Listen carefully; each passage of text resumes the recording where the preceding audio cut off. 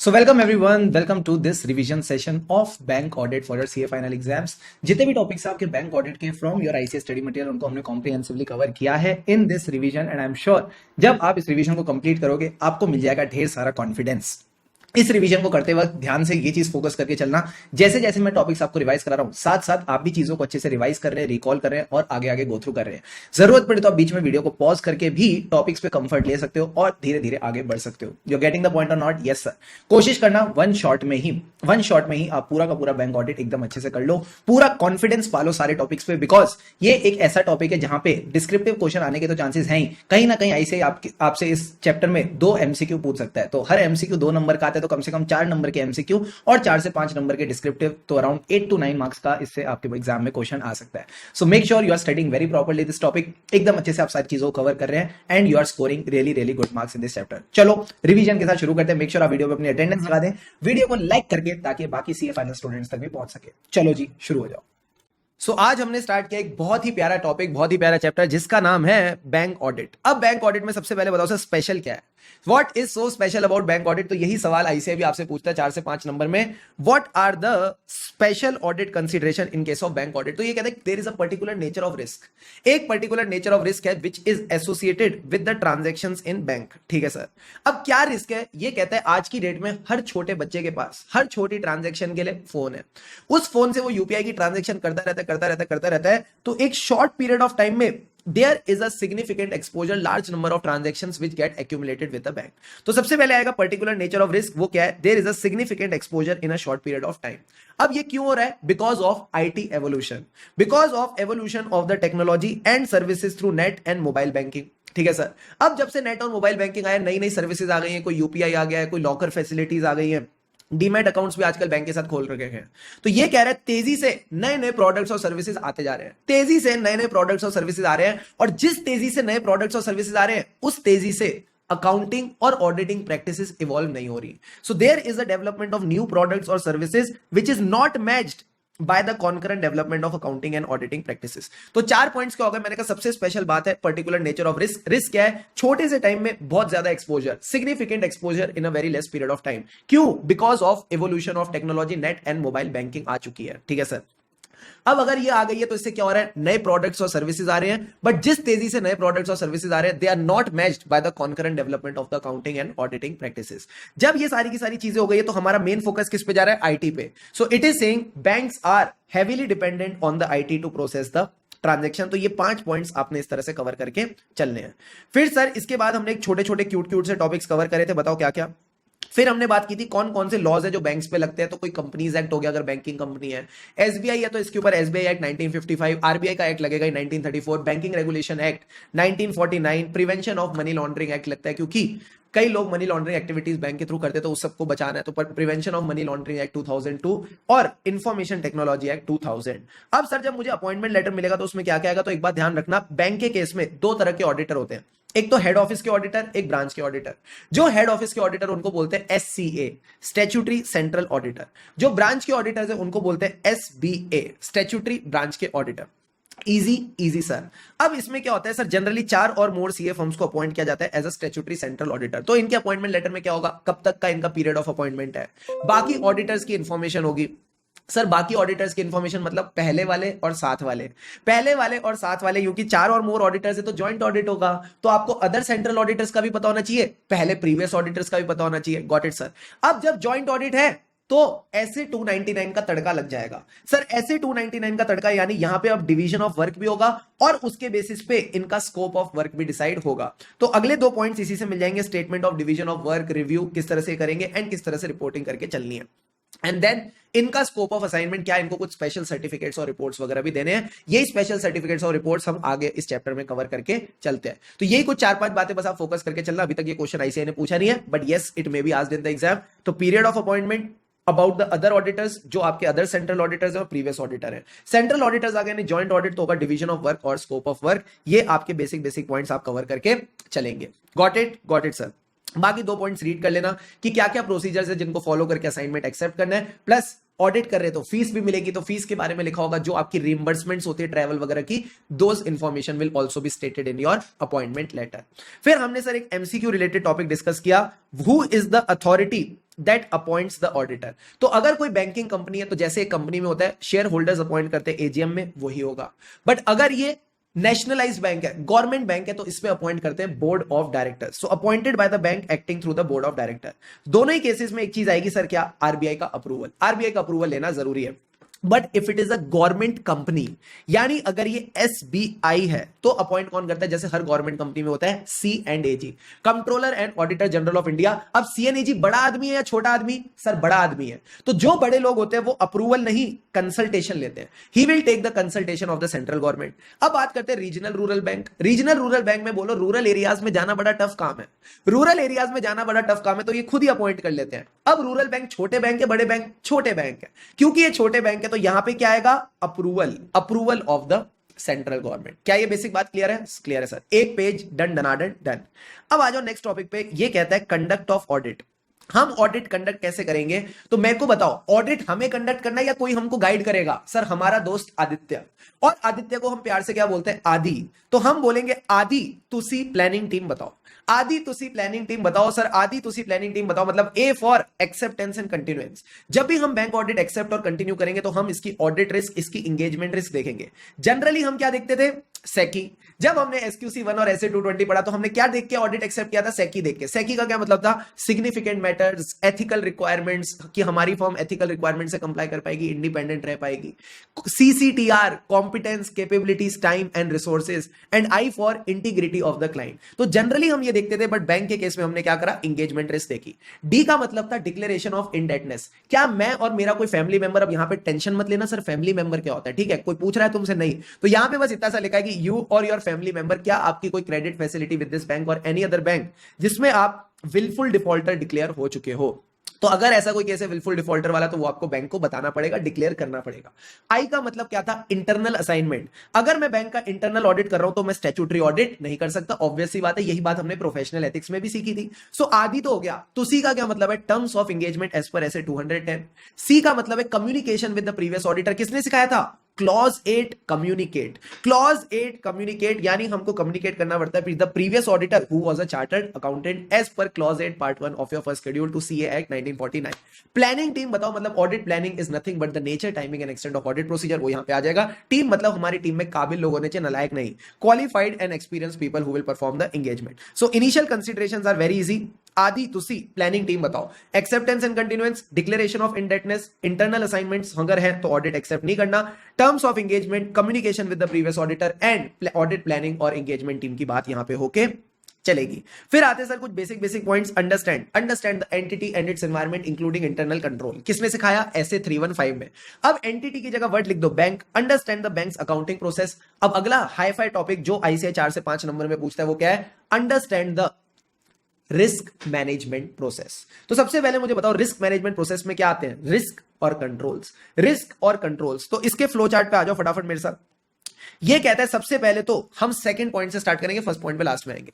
जो हमारी रिस्क है उनको क्या करते हैं? आइडेंटिफाई करते हैं, मेजर करते हैं, फिर जो बड़ी बड़ी रिस्क है उनको मॉनिटर करके चलेंगे। तो IMM, identify, measure and monitor the risk. Monitor को संभाल के रखना, फोर्थ पॉइंट में काम आएगा, ठीक है सर। अब रिस्क है तो कंट्रोल है, यानी there should be proper control activities. क्या होती है कंट्रोल एक्टिविटीज? सर हमारे घर का पानी हमारे पाइप्स कंट्रोल करते हैं। What were the control activities that we discussed in chapter number 4 risk assessment and internal control? Performance reviews. I for information processing जिसमें हम बात करते थे जनरल IT कंट्रोल्स और एप्लीकेशन कंट्रोल्स की। फिर आता था सर फिजिकल कंट्रोल जिसमें हम फिजिकल सेफगार्डिंग ऑफ एसेट्स की बात करते थे, एंड S का मतलब था सेग्रीगेशन ऑफ ड्यूटीज। लास्ट के दो एग्जांपल्स को बस इसमें ध्यान रखना कि कंट्रोल एक्टिविटीज में you will talk about physical controls and segregation of duties. अब सर कंट्रोल एक्टिविटीज के बाद फोर्थ पॉइंट क्या था? मॉनिटरिंग, यानी अब आएंगी मॉनिटरिंग एक्टिविटीज। अब ये मॉनिटरिंग एक्टिविटीज कौन सा यूनिट करेगा? टॉपिक का नाम क्या है?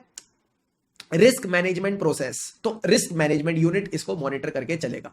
अब मॉनिटर करने के लिए जो इंफॉर्मेशन चाहिए वो कहां से आएगी? वो आएगी from a reliable information system. तो जो भी आपको फाइनेंशियल, ऑपरेशनल, कंप्लायंस इंफॉर्मेशन चाहिए, फाइनेंशियल, ऑपरेशनल और कंप्लायंस इंफॉर्मेशन चाहिए, वो रिलायबल इंफॉर्मेशन सिस्टम से मिल जाएगी। तो फटाफट बताओ 2 3 4 5 क्या पॉइंट थे? रिस्क, कंट्रोल, उसके बाद मॉनिटरिंग एंड आखिरी में रिलायबल इंफॉर्मेशन सिस्टम। रिस्क को क्या करना है? आइडेंटिफाई करना है, मेजर करना है, मॉनिटर करना है। ये रिस्क के बाद अगला पॉइंट क्या था? कंट्रोल एक्टिविटीज, जिसमें बात करी फिजिकल कंट्रोल्स और सेग्रीगेशन ऑफ ड्यूटीज। फिर कंट्रोल एक्टिविटीज के बाद आएगा मॉनिटरिंग एक्टिविटीज जो रिस्क मैनेजमेंट यूनिट करेगा, एंड लास्ट में इंफॉर्मेशन सिस्टम देगा हमको इंफॉर्मेशन। अब इस सब चीजों के ऊपर ओवरसाइट किसकी रहनी चाहिए? टीसीडब्ल्यूजी, जो आपके लिए रिस्क मैनेजमेंट पॉलिसीज बना के रेडी रखेगा। ठीक है बॉस, ठीक है सर। अब इसके बाद हमारा ये वाला पार्ट कवर हो जाता है, तो रिस्क असेसमेंट में कुछ भी नहीं है, जो बातें ऑलरेडी कवर्ड थी बाकी चैप्टर्स में वही बात लिख रखी है। Identify and assess the risk of material statement. Fraud risk भी देखेंगे एज पर ऐसे 240। स्पेसिफिक रिस्क भी देखेंगे। रिस्क कौन सी थी स्पेसिफिक, जो क्लास के स्टार्टिंग में डिस्कस की थी? IT risk. एंड आखिरी में कहता है आउटसोर्सिंग से कॉस्ट तो कम हो जाती है, but there is always a risk कि कॉन्फिडेंशियल इंफॉर्मेशन लीक ना हो जाए। फिर हमारे कुछ बेसिक पॉइंट आ जाते हैं एग्जीक्यूशन में, that we have already covered. अब आता है sir special considerations in IT environment. इसकी जो वीडियो है मैं आपके ऑलरेडी गूगल ड्राइव में अलग से डलवा दूंगा, डोंट वरी अबाउट इट। अब आता है सर इंटरनल कंट्रोल। सारे के सारे बच्चे फटाफट इंटरनल कंट्रोल पे आओ और बताओ। रेडी?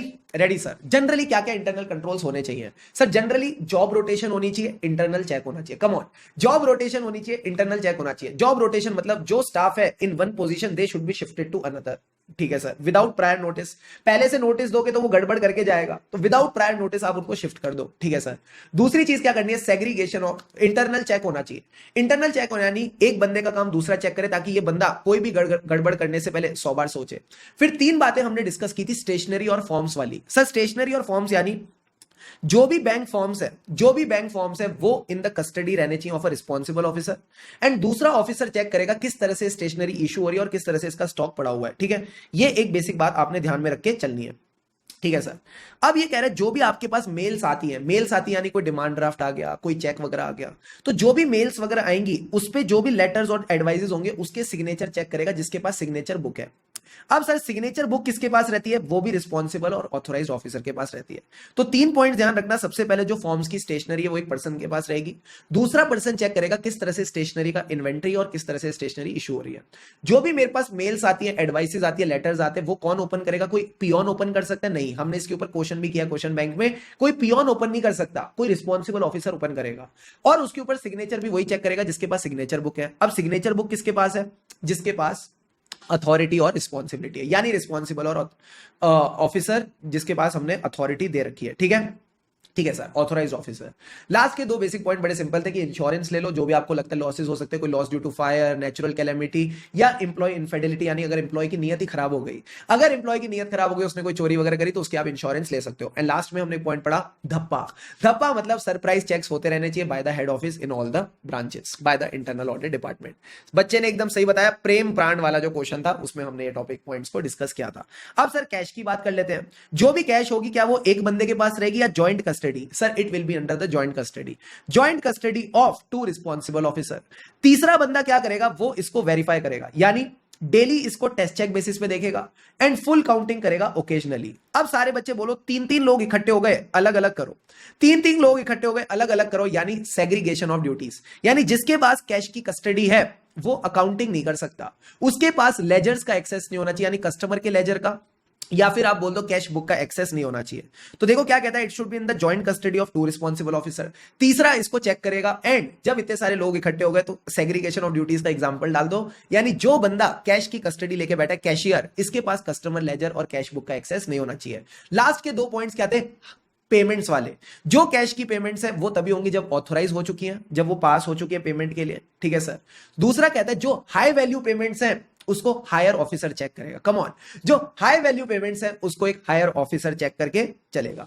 वापिस बताओ क्या क्या पॉइंट थे? 2 लोग थे जिनके जॉइंट कस्टडी में था, तीसरा चेक करेगा। 3 लोग इकट्ठे हो गए, सेग्रीगेट कर दो, यानी कैशियर के पास अकाउंटिंग के फंक्शंस नहीं होने चाहिए, यानी he should not have access to the customer ledger and the day book, यानी कैश बुक। फिर हमने पेमेंट्स वाले 2 पॉइंट पास करे कि जो कैश पेमेंट है वो तभी होगी जब when it has been pass for payment. जो हाई वैल्यू पेमेंट्स और रिसीट्स हैं उनको एक हायर ऑफिसर देख के चलेगा। क्लियर है बॉस? क्लियर है सर। फिर हमने बात करी क्लियरिंग्स की। क्लियरिंग्स का क्या केस था जल्दी से बताओ। सर क्लियरिंग का केस बड़ा सिंपल था। मेरा एक दोस्त है निशित, अब मेरे को निशित से लेनी थी पेमेंट 8 लाख रुपए की। क्या आप बात करो सर? हाँ, 8 lakh rupees were due from him. तो निशित ने क्या किया, मुझे 8 लाख रुपीज दिए चेक के फॉर्मेट में। Got it. अब मैंने चेक क्या किया होगा, डिपॉजिट किया अपने बैंक में। अब जब मैं अपने बैंक को डिपॉजिट करता हूं तो ये तो सिग्नेचर चेक नहीं कर सकता, तो ये क्या करता है, ये आरबीआई को क्लियरिंग हाउस में भेजता है in the outward clearing.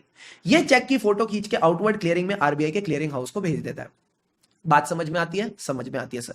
RBI का क्लियरिंग हाउस किसको भेजेगा? निशित के बैंक को। इन द केस ऑफ निशित के बैंक के लिए क्या हो गया, इनवर्ड क्लियरिंग हो गया। ठीक है सर।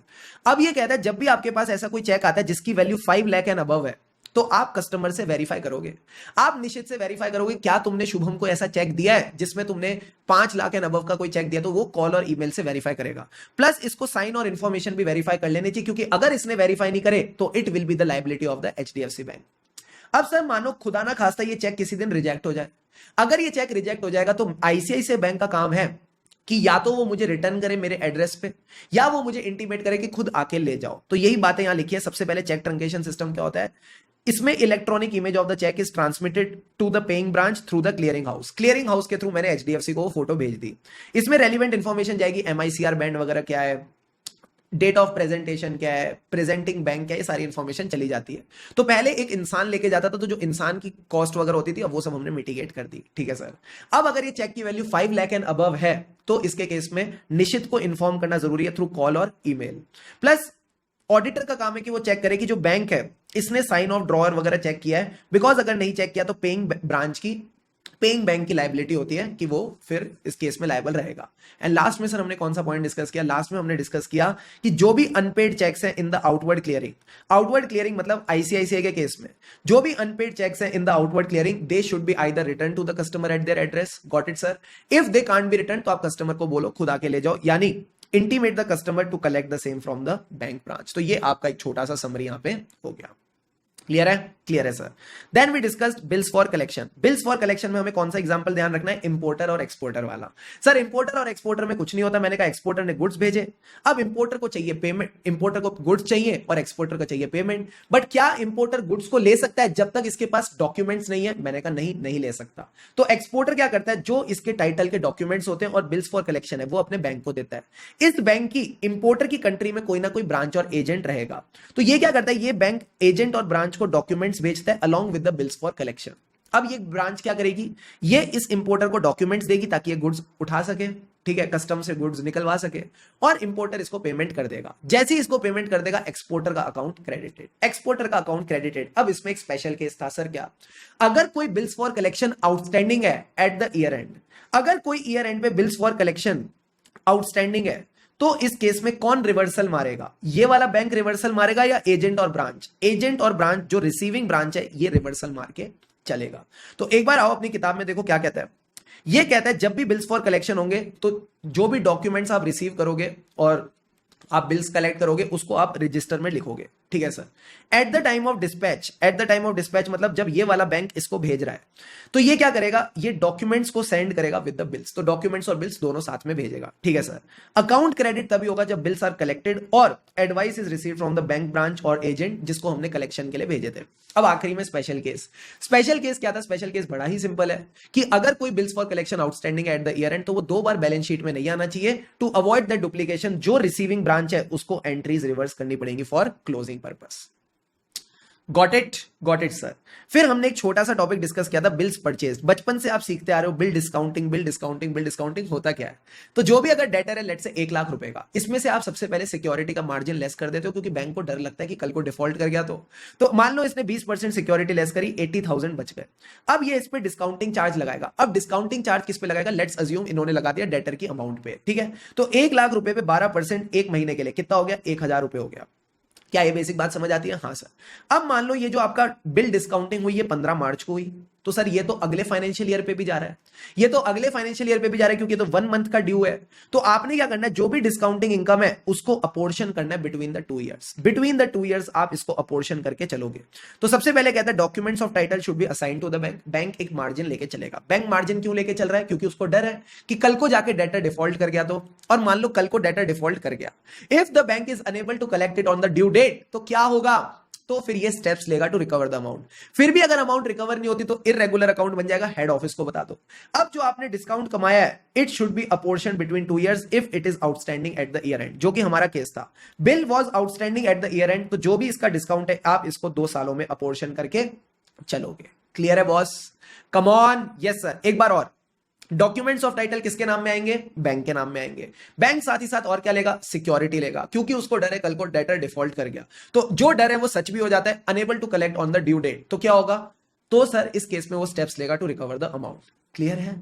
अरे क्लियर है, क्लियर है सर। अगर फिर भी रिकवर नहीं कर पाता तो irregular account, report to the head office. And last point क्या था, discount if the bill is outstanding at the year end discount should be apportion between 2 years।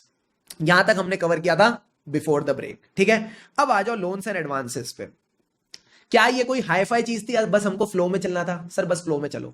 क्या बैंक किसी को भी ऐसे मुंह उठा के लोन दे देगा? नहीं, पहले उसकी क्रेडिट रेटिंग चेक करेगा। It checks the credit worthiness and proper authority से सैंक्शन लेके ही लोन दिया जा सकता है।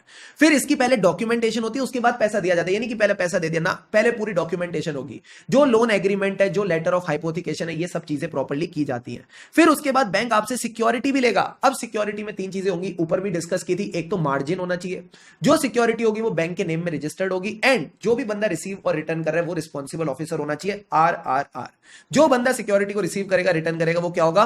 Responsible officer. So first of all you check the credit worthiness and authorization, then proper documentation, उसके बाद सिक्योरिटी वाले 3 पॉइंट, सफिशिएंट मार्जिन, RRR यानी रिसीव और रिटर्न करने वाला responsible officer, and last point is it should be registered in the name of bank.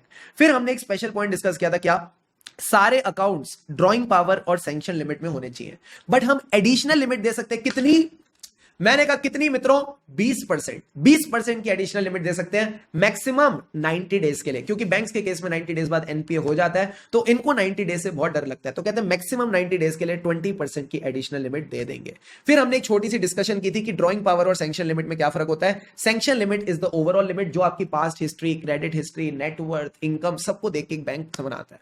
Drawing power क्या होती है? वर्किंग कैपिटल के लिए कितना आप ले सकते हो। तो वर्किंग कैपिटल मतलब stocks plus debtors minus creditors, ठीक है। उसमें से बैंक मार्जिन वगैरह काट लेता है, तो जो बचता है उसको आपका वर्किंग कैपिटल की ड्रॉइंग पावर मान लिया जाता है, ठीक है। तो जो भी अकाउंट है they should be with in drawing power और सैंक्शन लिमिट। अरे क्लियर है क्या? क्लियर है सर। फिर हमने पॉइंट डिस्कस किया था डिमांड ड्राफ्ट का। डिमांड ड्राफ्ट का केस क्या था, एक बार ये भी समझ लेते हैं। सर डिमांड ड्राफ्ट में कुछ नहीं होता, 2 ब्रांचेस होती हैं। एक ब्रांच डिमांड ड्राफ्ट इशू करती है, दूसरी ब्रांच को पेमेंट करनी होती है। जिस भी ब्रांच ने इशू किया दूसरी ब्रांच के लिए, इसको बताना पड़ेगा कि मैंने तुम्हारे नाम पे डिमांड ड्राफ्ट इशू किया। So it should be intimated by advice or any credit, ठीक है। ये बेसिक सी बात ध्यान रखनी है। तो इसमें देखो क्या कहता है, सबसे पहले तो जब भी इसके पास डिमांड ड्राफ्ट आएगा, किसके पास? आईसीएआई वाली ब्रांच के पास। आईसीएआई वाली ब्रांच के पास जब भी डिमांड ड्राफ्ट आएगा तो ये सिग्नेचर चेक करेगी कि क्या ये प्रॉपर डिमांड ड्राफ्ट इशू किया है कि नहीं नोएडा ब्रांच ने, ठीक है सर।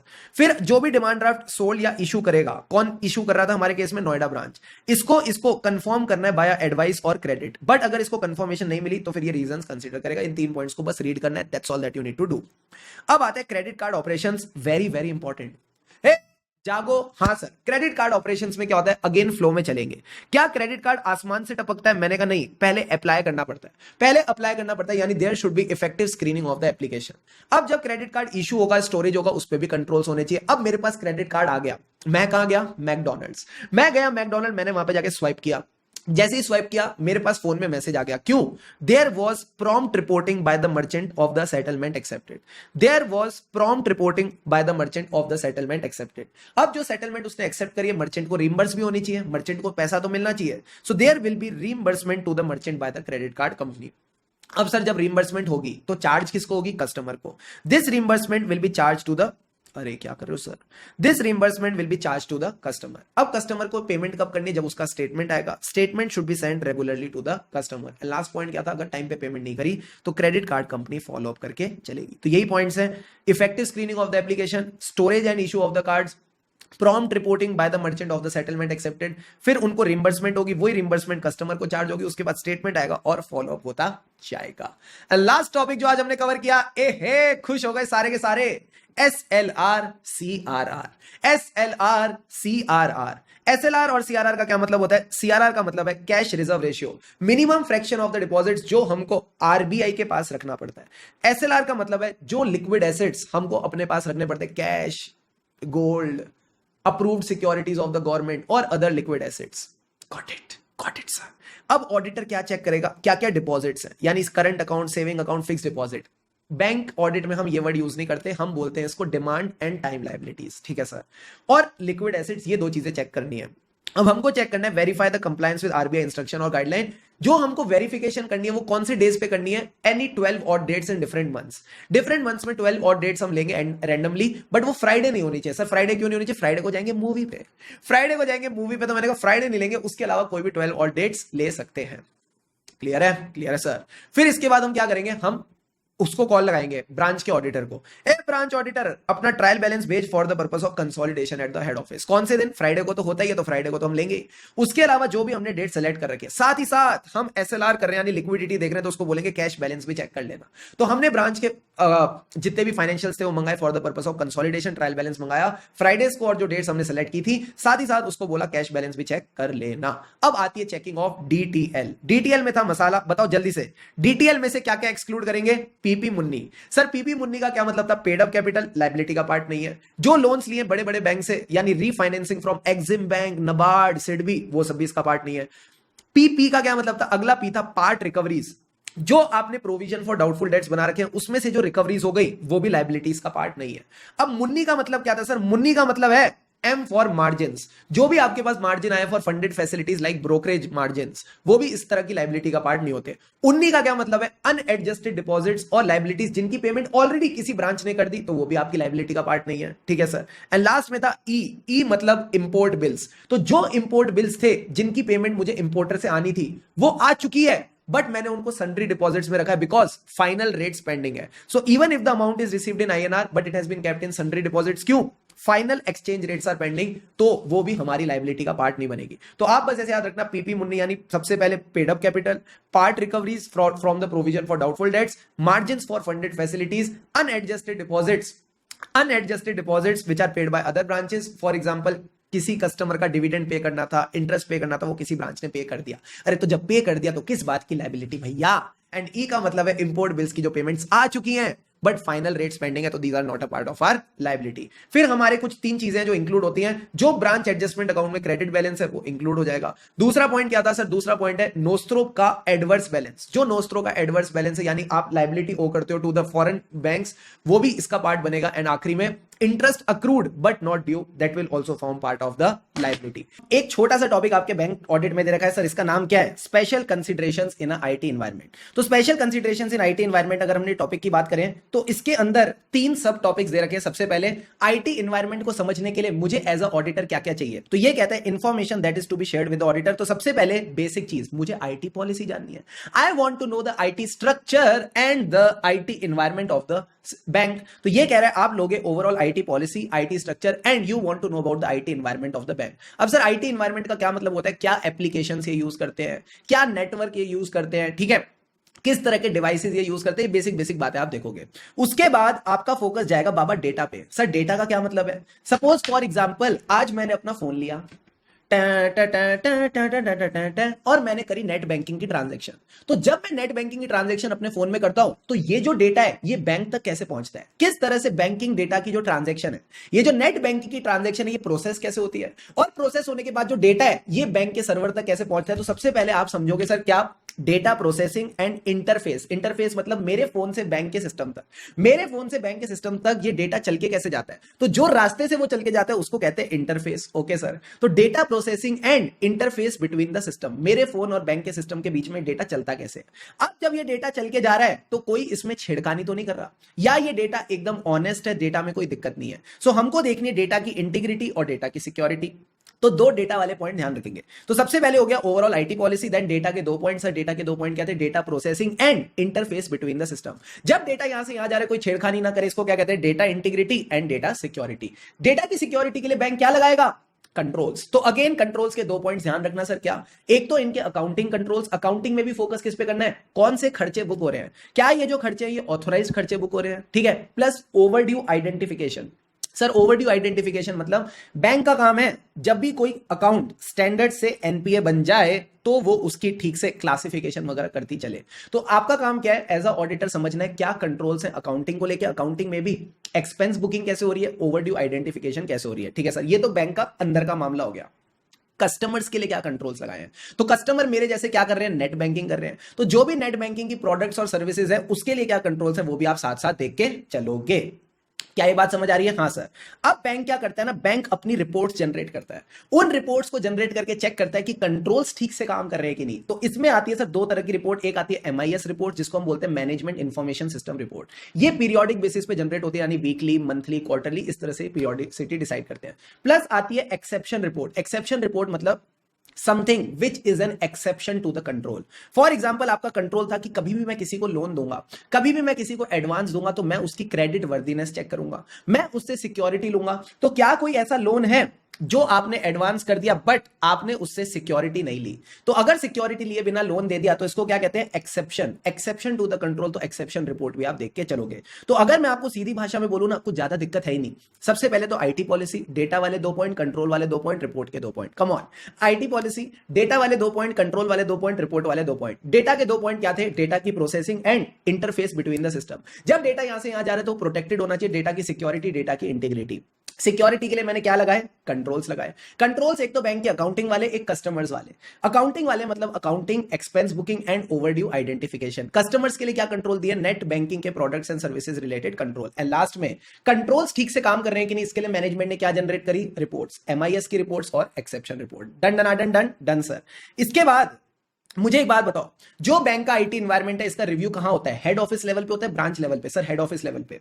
ब्रांच लेवल पे क्यों नहीं होता? क्योंकि जो ब्रांच का ऑडिटर है इस बेचारे के पास आईटी की पॉलिसी ही नहीं है। He does not have the IT policy available with him. इसके पास आईटी पॉलिसी का एक्सेस ही नहीं है। तो ये बंदा क्या करता है? ये डिपेंडेंट है, ये कहीं ना कहीं डिपेंडेंट है हेड ऑफिस वाले पे। यानी जो आपका एससीए होता है, एससीए बोले तो statutory central auditor, head office वाला ऑडिटर। जो स्टैट्यूटरी सेंट्रल ऑडिटर है ये गाइड करता है किसको? एसबीए को। एसबीए मतलब statutory branch auditor. Very easy sir. तो एससीए क्या करेगा? ये गाइड करेगा स्टैट्यूटरी ब्रांच ऑडिटर को कि तुमको कौन से प्रोसीजर करने हैं, क्या टेस्ट ऑफ कंट्रोल करना है, क्या सब्सटेंटिव प्रोसीजर करने हैं। फिर जो इसके रिजल्ट्स निकलेंगे ये एससीए को बता देगा। ये एक बेसिक सी बात है जो आपको केस स्टडी बेस्ड एमसीक्यूज को करते वक्त ध्यान में रख के चलनी है। अब सर एक टॉपिक और आ जाता है प्यारा सा, बताओ क्या? What are the key control aspects? What are the key control aspects in case of a computerized bank? तो मुझे बताओ, आपने ऊपर वाला जो टॉपिक मैंने आपको पढ़ाया था अंडरस्टैंडिंग वाला, कि एज अ ऑडिटर मुझे क्या क्या इंफॉर्मेशन चाहिए, तो कंट्रोल्स तुमने लगाए क्यों थे? सर वो डेटा की जो इंटरफेस में सिक्योरिटी और इंटीग्रिटी थी ना, उसके लिए। जो डेटा की इंटीग्रिटी और सिक्योरिटी थी उसके लिए हमने कंट्रोल्स लगाए थे। तो जब मैं बात करूंगा कंट्रोल एस्पेक्ट्स की, पहला पॉइंट किसका आना चाहिए? डेटा। कि जो भी बैंकिंग सिस्टम में डेटा जा रहा है, ऐसा ना हो कोई भी एरा गहरा नत्थु खैरा डेटा डाल के चला जाए। नहीं, data should be authorised. Plus जो मैं डेटा डाल रहा हूं वो गलत नहीं होना चाहिए, सही होना चाहिए, यानी it should be accurate. Plus कोई भी डेटा छूटे ना, यानी इट शुड बी कंप्लीट। तो it should be AAC. AAC मतलब authorised, accurate and complete data. सारे बच्चे बोलो मेरे साथ, authorised, accurate and complete data. अब सर ये डेटा ऑथोराइज्ड कब होगा?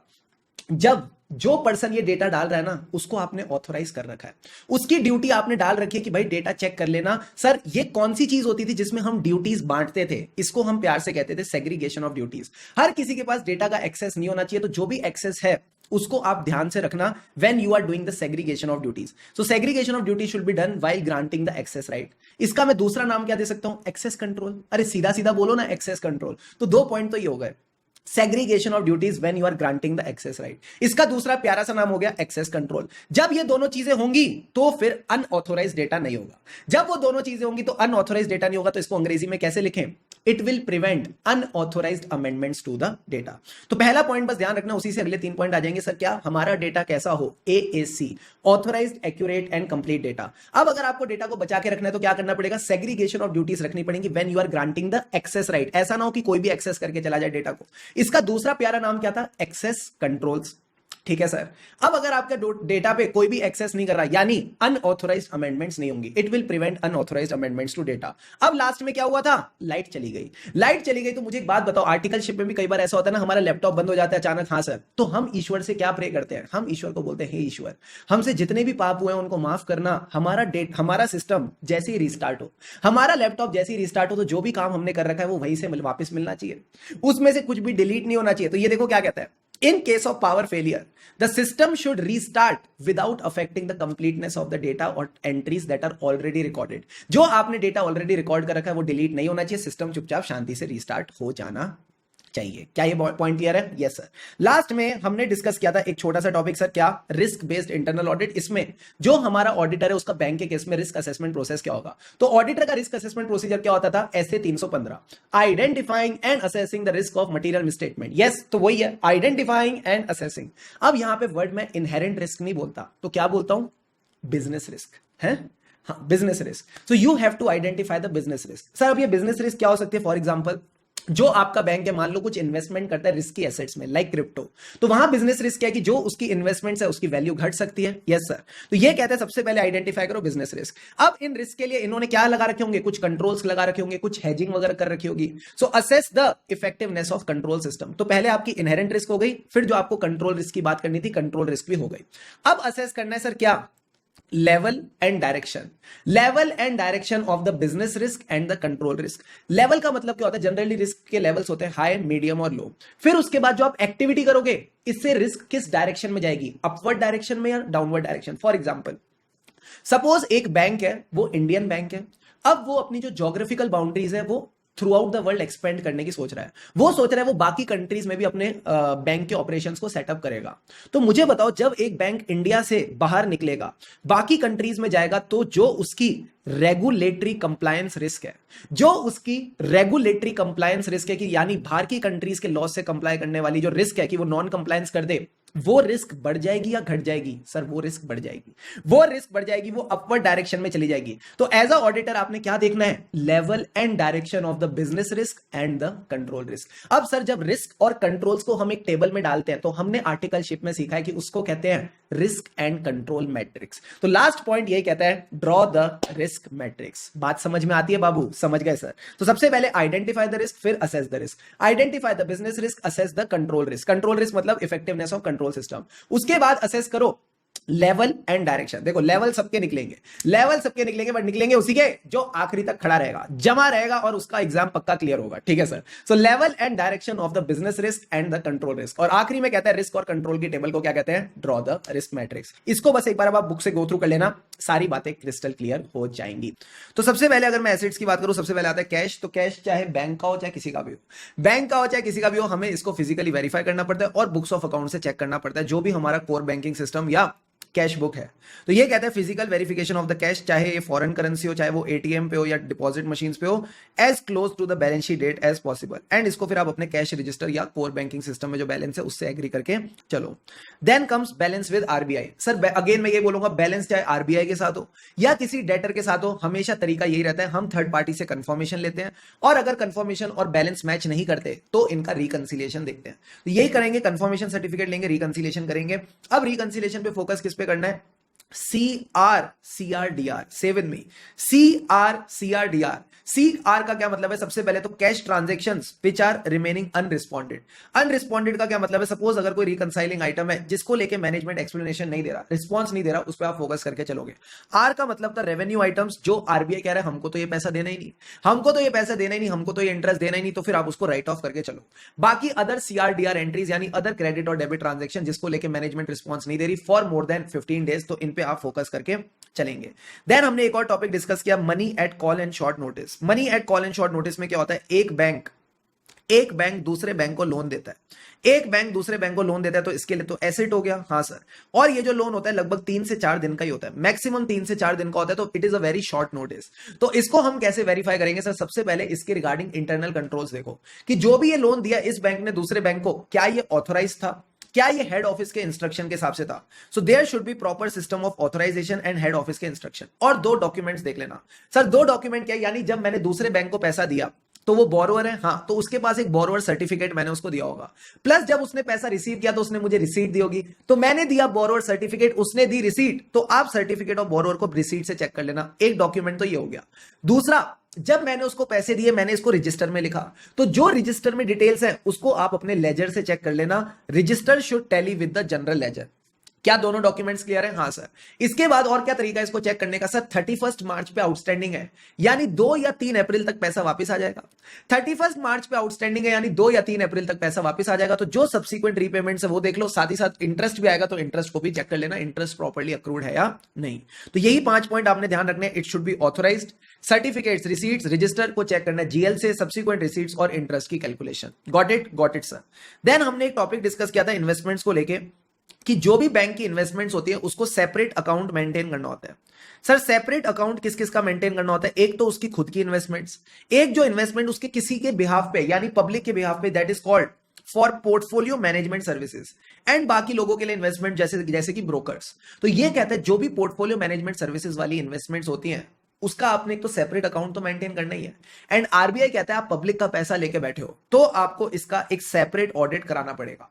ये जो सेपरेट ऑडिट है कौन करेगा? External auditor. हमें इसमें कोई भी बायसनेस नहीं चाहिए, तो it will be done by the external auditor.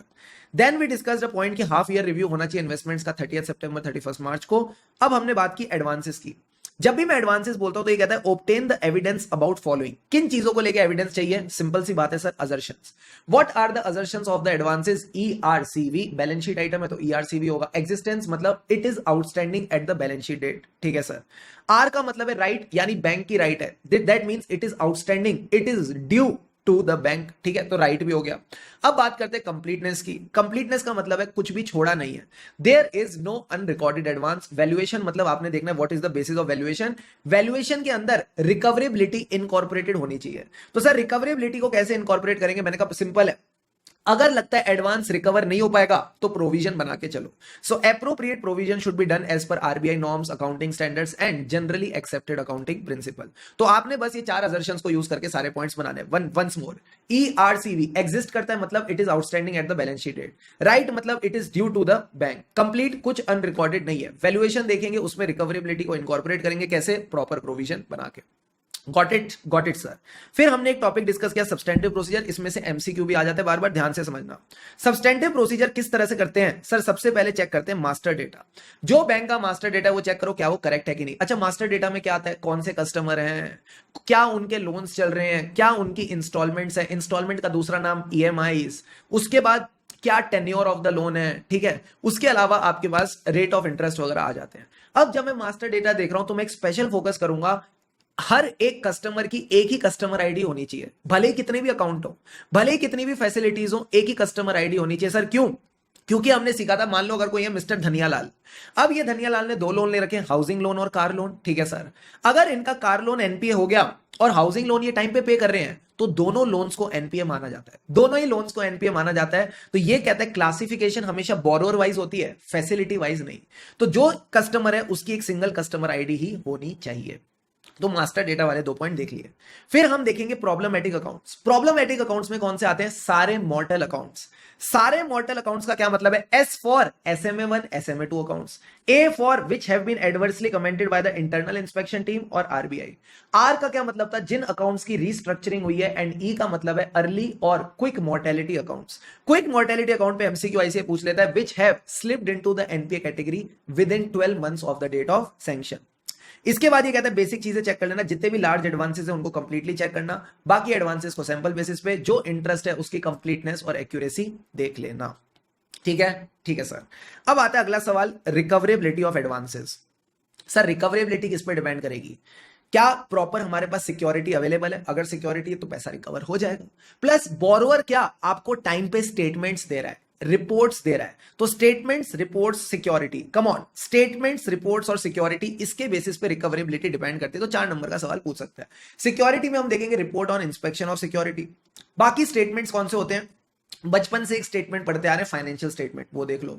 और स्टेटमेंट एक और होता है पीरियोडिक स्टेटमेंट, जो बोरोवर को देना पड़ता है कि उसने कंप्लाई किया with the terms and conditions. And last में ऑडिट रिपोर्ट। ये ऑडिट रिपोर्ट कब देनी है? जो बैंक ने कट ऑफ लिमिट सेट कर रखी है, जो बैंक के बोर्ड ऑफ डायरेक्टर्स ने कट ऑफ लिमिट सेट कर रखी है। अगर किसी बोरोवर को आपने उससे ज्यादा एडवांस दिया है तो उसके केस में ऑडिट रिपोर्ट भी आप देखोगे।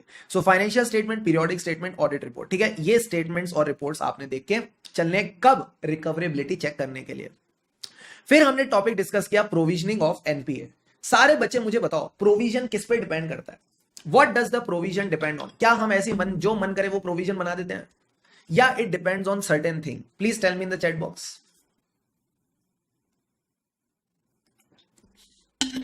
सर प्रोविजन डिपेंड करता है क्लासिफिकेशन पे। क्या क्लासिफिकेशन एक बंदा बैठ के करता है कि आज राम के अकाउंट को एनपीए बना दो, आज श्याम के अकाउंट को सब स्टैंडर्ड से क्या कहते हैं डाउटफुल में डाल दो, ठीक है? ऐसे ऐसे होता है? नहीं, ऐसे तो सर बहुत टाइम लग जाएगा, बहुत लोग लगेंगे।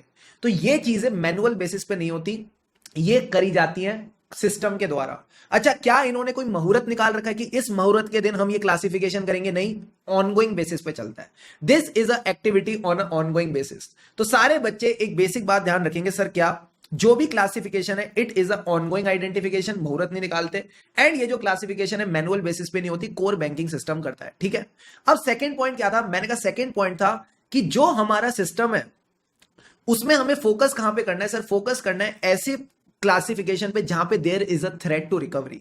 हमें फोकस करना है उन क्लासिफिकेशन पे कि वो अप्रोप्रिएट है कि नहीं, specially for the advances where there is a threat to recovery. For example जो स्टेटमेंट्स की बात ऊपर की थी वो टाइम पे सबमिट ही नहीं हो रहे, तो अगर वो टाइम पे सबमिट नहीं हो रहे that means there is a threat to recovery. Third point में मैंने कहा था फर्दर सब क्लासिफाई करेंगे, फर्दर सब क्लासिफाई करेंगे मतलब जो क्लासिफिकेशन है उसको फिर से बांटेंगे सिक्योर्ड और अनसिक्योर्ड में, क्योंकि जो डाउटफुल कैटेगरी होती है, जो डाउटफुल कैटेगरी होती है उसमें सिक्योर्ड और अनसिक्योर्ड की प्रोविजनिंग अलग अलग होती है, तो उसको फर्दर बांटेंगे। एंड लास्ट पॉइंट हमने कहां से चुराया था, एनबीएफसी से। एनबीएफसी ऑडिट में भी हमने लास्ट में एक पॉइंट पढ़ा था एनपीए वाला कि compare the date of NPA current year versus previous year, plus अगर उसमें चेंजेस है तो उसका रीजन फॉर चेंज आप कंसीडर करके चलोगे। तो 4 पॉइंट ध्यान रखना, ऑनगोइंग आइडेंटिफिकेशन एंड क्लासिफिकेशन चलती रहनी चाहिए। स्पेसिफिकली फोकस करेंगे उन केसेस में जहां पे there is a threat to recovery, third case में फर्दर क्लासिफाई करेंगे, और लास्ट में था एनपीए की date with the previous year compare करना। If there is any change तो उस पर आप फोकस करके चलना, रीजन क्या है। फिर सर हमने एक छोटा सा टॉपिक और डिस्कस किया, क्या, मान लो there is a person called mister Mallya. अब ये जो मिस्टर माल्या इन्होंने 5,000 करोड़ का लोन लिया, ठीक है सर, बट इनकी एक इंस्टॉलमेंट है of 3,000 crore which is over due for 100 days. तो बैंक के केस में क्या हो रहा है, उसकी बुक्स में एनपीए बन रहा है 5,000 करोड़ का। तो बैंक ने लगाया जुगाड़, बैंक ने लगाया जुगाड़ और माल्या जी को बोला आप हमको ये जो 3,000 करोड़ की इंस्टॉलमेंट है प्लीज टाइम पे दे दो ना, ये आप हमको बैलेंस शीट डेट से पहले दे दो ना, हम आपको बैलेंस शीट डेट के बाद वापस कर देंगे, हम आपको बैलेंस शीट डेट के बाद वापस कर देंगे, हमको इतना बड़ा एनपीए दिखाने में मन नहीं है। तो माल्या जी ने कहा ठीक है मैं पैसे दे देता हूं, आप मुझे बाद में वापस कर देना। इसको कहते हैं accounts which are regularise near the balance sheet date. तो ऐसे केस में आपने चेक करना है माल्या जी ने जो पेमेंट करी क्या वो जेन्युइन थी, नहीं सर। अगर ये जेन्युइन नहीं है तो 90 डेज वाला प्रोविजन भाड़ में गया, 90 डेज वाला प्रोविजन भाड़ में गया, आप इसको डीम्ड एनपीए मानोगे, आप इसको इस केस में डीम्ड एनपीए का नाम दोगे। क्या ये बात समझ आती है, हाँ सर। तो इस केस में there will be a deemed NPA का provision in the books of accounts. उसके बाद सर हमने कौन सा टॉपिक डिस्कस किया था, मैंने कहा ये वाली बात हमने ऑलरेडी कवर कर ली। जो भी क्लासिफिकेशन है वो as a position as on date होती है, यानी आज की डेट में पैसा कितने टाइम के लिए ओवर ड्यू है। तो जितने भी स्टैंडर्ड अकाउंट्स हैं उनको बैलेंस शीट डेट पे चेक करो कि क्या ये एनपीए तो नहीं बन गए हैं। अच्छा, क्या सिर्फ बैलेंस शीट डेट पे चेक करना है या पूरे साल भी देखना जरूरी है, पूरे साल भी देखना जरूरी है। जो भी रिकॉग्निशन होती है वो on the over due concept होती है, तो सिर्फ बैलेंस शीट डेट पे नहीं सब डेट्स पे प्रॉपर क्लासिफिकेशन होनी चाहिए। फिर सर आपने एक टॉपिक दिखाया था ड्रॉइंग पावर। क्या ड्रॉइंग पावर की कैलकुलेशन आपको आती है, हाँ सर आती है, हाँ सर आती है, बताओ ना कैसे होती है, आती है क्या कर रहे हो, बताओ कैसे होती है। सर ये था ड्रॉइंग पावर वर्किंग कैपिटल के लिए कि सबसे पहले हमें स्टॉक्स के लिए कितना पैसा चाहिए, उसमें से कितना पैसा हमको क्रेडिट पे मिल जाएगा यानी क्रेडिटर, तो स्टॉक्स माइनस क्रेडिटर, ये स्टॉक्स के लिए पैसे आ गए। फिर डेटर संभालने के लिए कितना पैसा चाहिए, उसमें से इनएलिजिबल डेटर माइनस करे डेटर आ गया। इन दोनों का टोटल करके बैंक ने अपना मार्जिन माइनस किया तो ड्रॉइंग पावर निकल के आ गई। तो यहां पे भी हमको ड्रॉइंग पावर में किस तरह की चीजों पे फोकस करना है सर, 4 पॉइंट्स पे फोकस करना है। बताओ ना क्या क्या थे, बोलो रे बोलो बच्चाओ, बताओ क्या क्या थे सर। बड़ा सिंपल था, सबसे पहले जो भी ड्राइंग पावर है वो as per the extend guidelines होनी चाहिए। एक्सटेंड गाइडलाइंस मतलब जो क्रेडिट पॉलिसी बोर्ड ने बनाई और स्टैट्यूटरी ऑडिटर ने अप्रूव करी, ठीक है सर। फिर हमारे 3 पॉइंट्स थे, माइनस प्लस माइनस, ठीक है, एकदम अजीब सी टेक्निक है, मजा आता है। माइनस प्लस माइनस, माइनस का मतलब है प्रॉपर फोकस होना चाहिए on the reporting of sundry creditors जो माइनस होते हैं एंड द स्टॉक्स जो कि ऐड होते हैं। और अगला माइनस क्या था, मोबिलाइजेशन एडवांस जो माइनस होता है while calculating the drawing power of construction business. जो कंस्ट्रक्शन बिजनेस में कंपनीज होती है उनके केस में मोबिलाइजेशन एडवांस रिड्यूस होता है। अब कंस्ट्रक्शन बिजनेस में हमारा मेन फोकस था इनकी वर्क इन प्रोग्रेस की प्रॉपर्टी पे कि जो इन्वेंट्री है वर्क इन प्रोग्रेस वो क्या वैल्यू होनी चाहिए। तो उसके लिए मैंने क्या कराया लास्ट पॉइंट में, स्टॉक ऑडिट। तो स्टॉक ऑडिट तब कराना है जब भी your exposure is more than the stipulated limit, जब भी your funded exposure is more than the stipulated limit, आप यहां पे स्टॉक ऑडिट करके चलोगे। तो ये 4 पॉइंट ध्यान रखना, extend guidelines, minus plus minus construction वाले केस में मोबिलाइजेशन एडवांस एंड लास्ट में स्टॉक ऑडिट। फिर हमने कुछ बेसिक पॉइंट्स डिस्कस करे थे जो हमें case study based question solve करने में हेल्प करते हैं। अगर किसी अकाउंट में टेम्पररी डेफिशिएंसी है, सर टेम्पररी डेफिशिएंसी मतलब जो मैंने उसको लोन दे रखा है वो कल को सैंक्शन लिमिट से थोड़ा ज्यादा हो गया या ड्राइंग पावर से थोड़ा ज्यादा हो गया, तो घबराने की बात नहीं है। अगर सिर्फ मार्च में दिक्कत है बाकी साल सब कुछ ठीक था तो उसको टेम्पररी डेफिशिएंसी बोलेंगे, एनपीए मत क्लासिफाई करना, ठीक है सर। दूसरी बात क्या है, स्टॉक स्टेटमेंट जो है मैक्सिमम कितना पुराना चल जाएगा, 3 महीने पुराना चल जाएगा। अगर 3 महीने से ज्यादा पुराना है तो एनपीए माना जाएगा, ठीक है सर। जो भी लिमिट्स हैं वो रिन्यू या रिव्यू होनी चाहिए 90 डेज में, नहीं 90 डेज में पॉसिबल नहीं है प्रैक्टिकली, तो 180 डेज में, 180 days from the due date में रिन्यू और रिव्यू होनी चाहिए। अगर नहीं होंगी तो एनपीए मान लेंगे। ठीक है सर, अगर बार बार रिव्यू करोगे तो फिर दिक्कत की बात है, उसको अच्छा नहीं माना जाता। जो एसेट की क्लासिफिकेशन है क्या सीखी थी, बोरोअर वाइज होगी, फैसिलिटी वाइज नहीं। यानी अगर सपोज कार लोन एनपीए बन गया तो हाउसिंग लोन को भी एनपीए माना जाएगा। ठीक है सर। तो यहां तक हमने सारी डिस्कशन करी थी टिल द ब्रेक। अब सारे बच्चे पानी के 2 घूंट लगाओ और चैट बॉक्स पे लिखो रेडी। बाकी डिस्कशन कंटिन्यू करते हैं।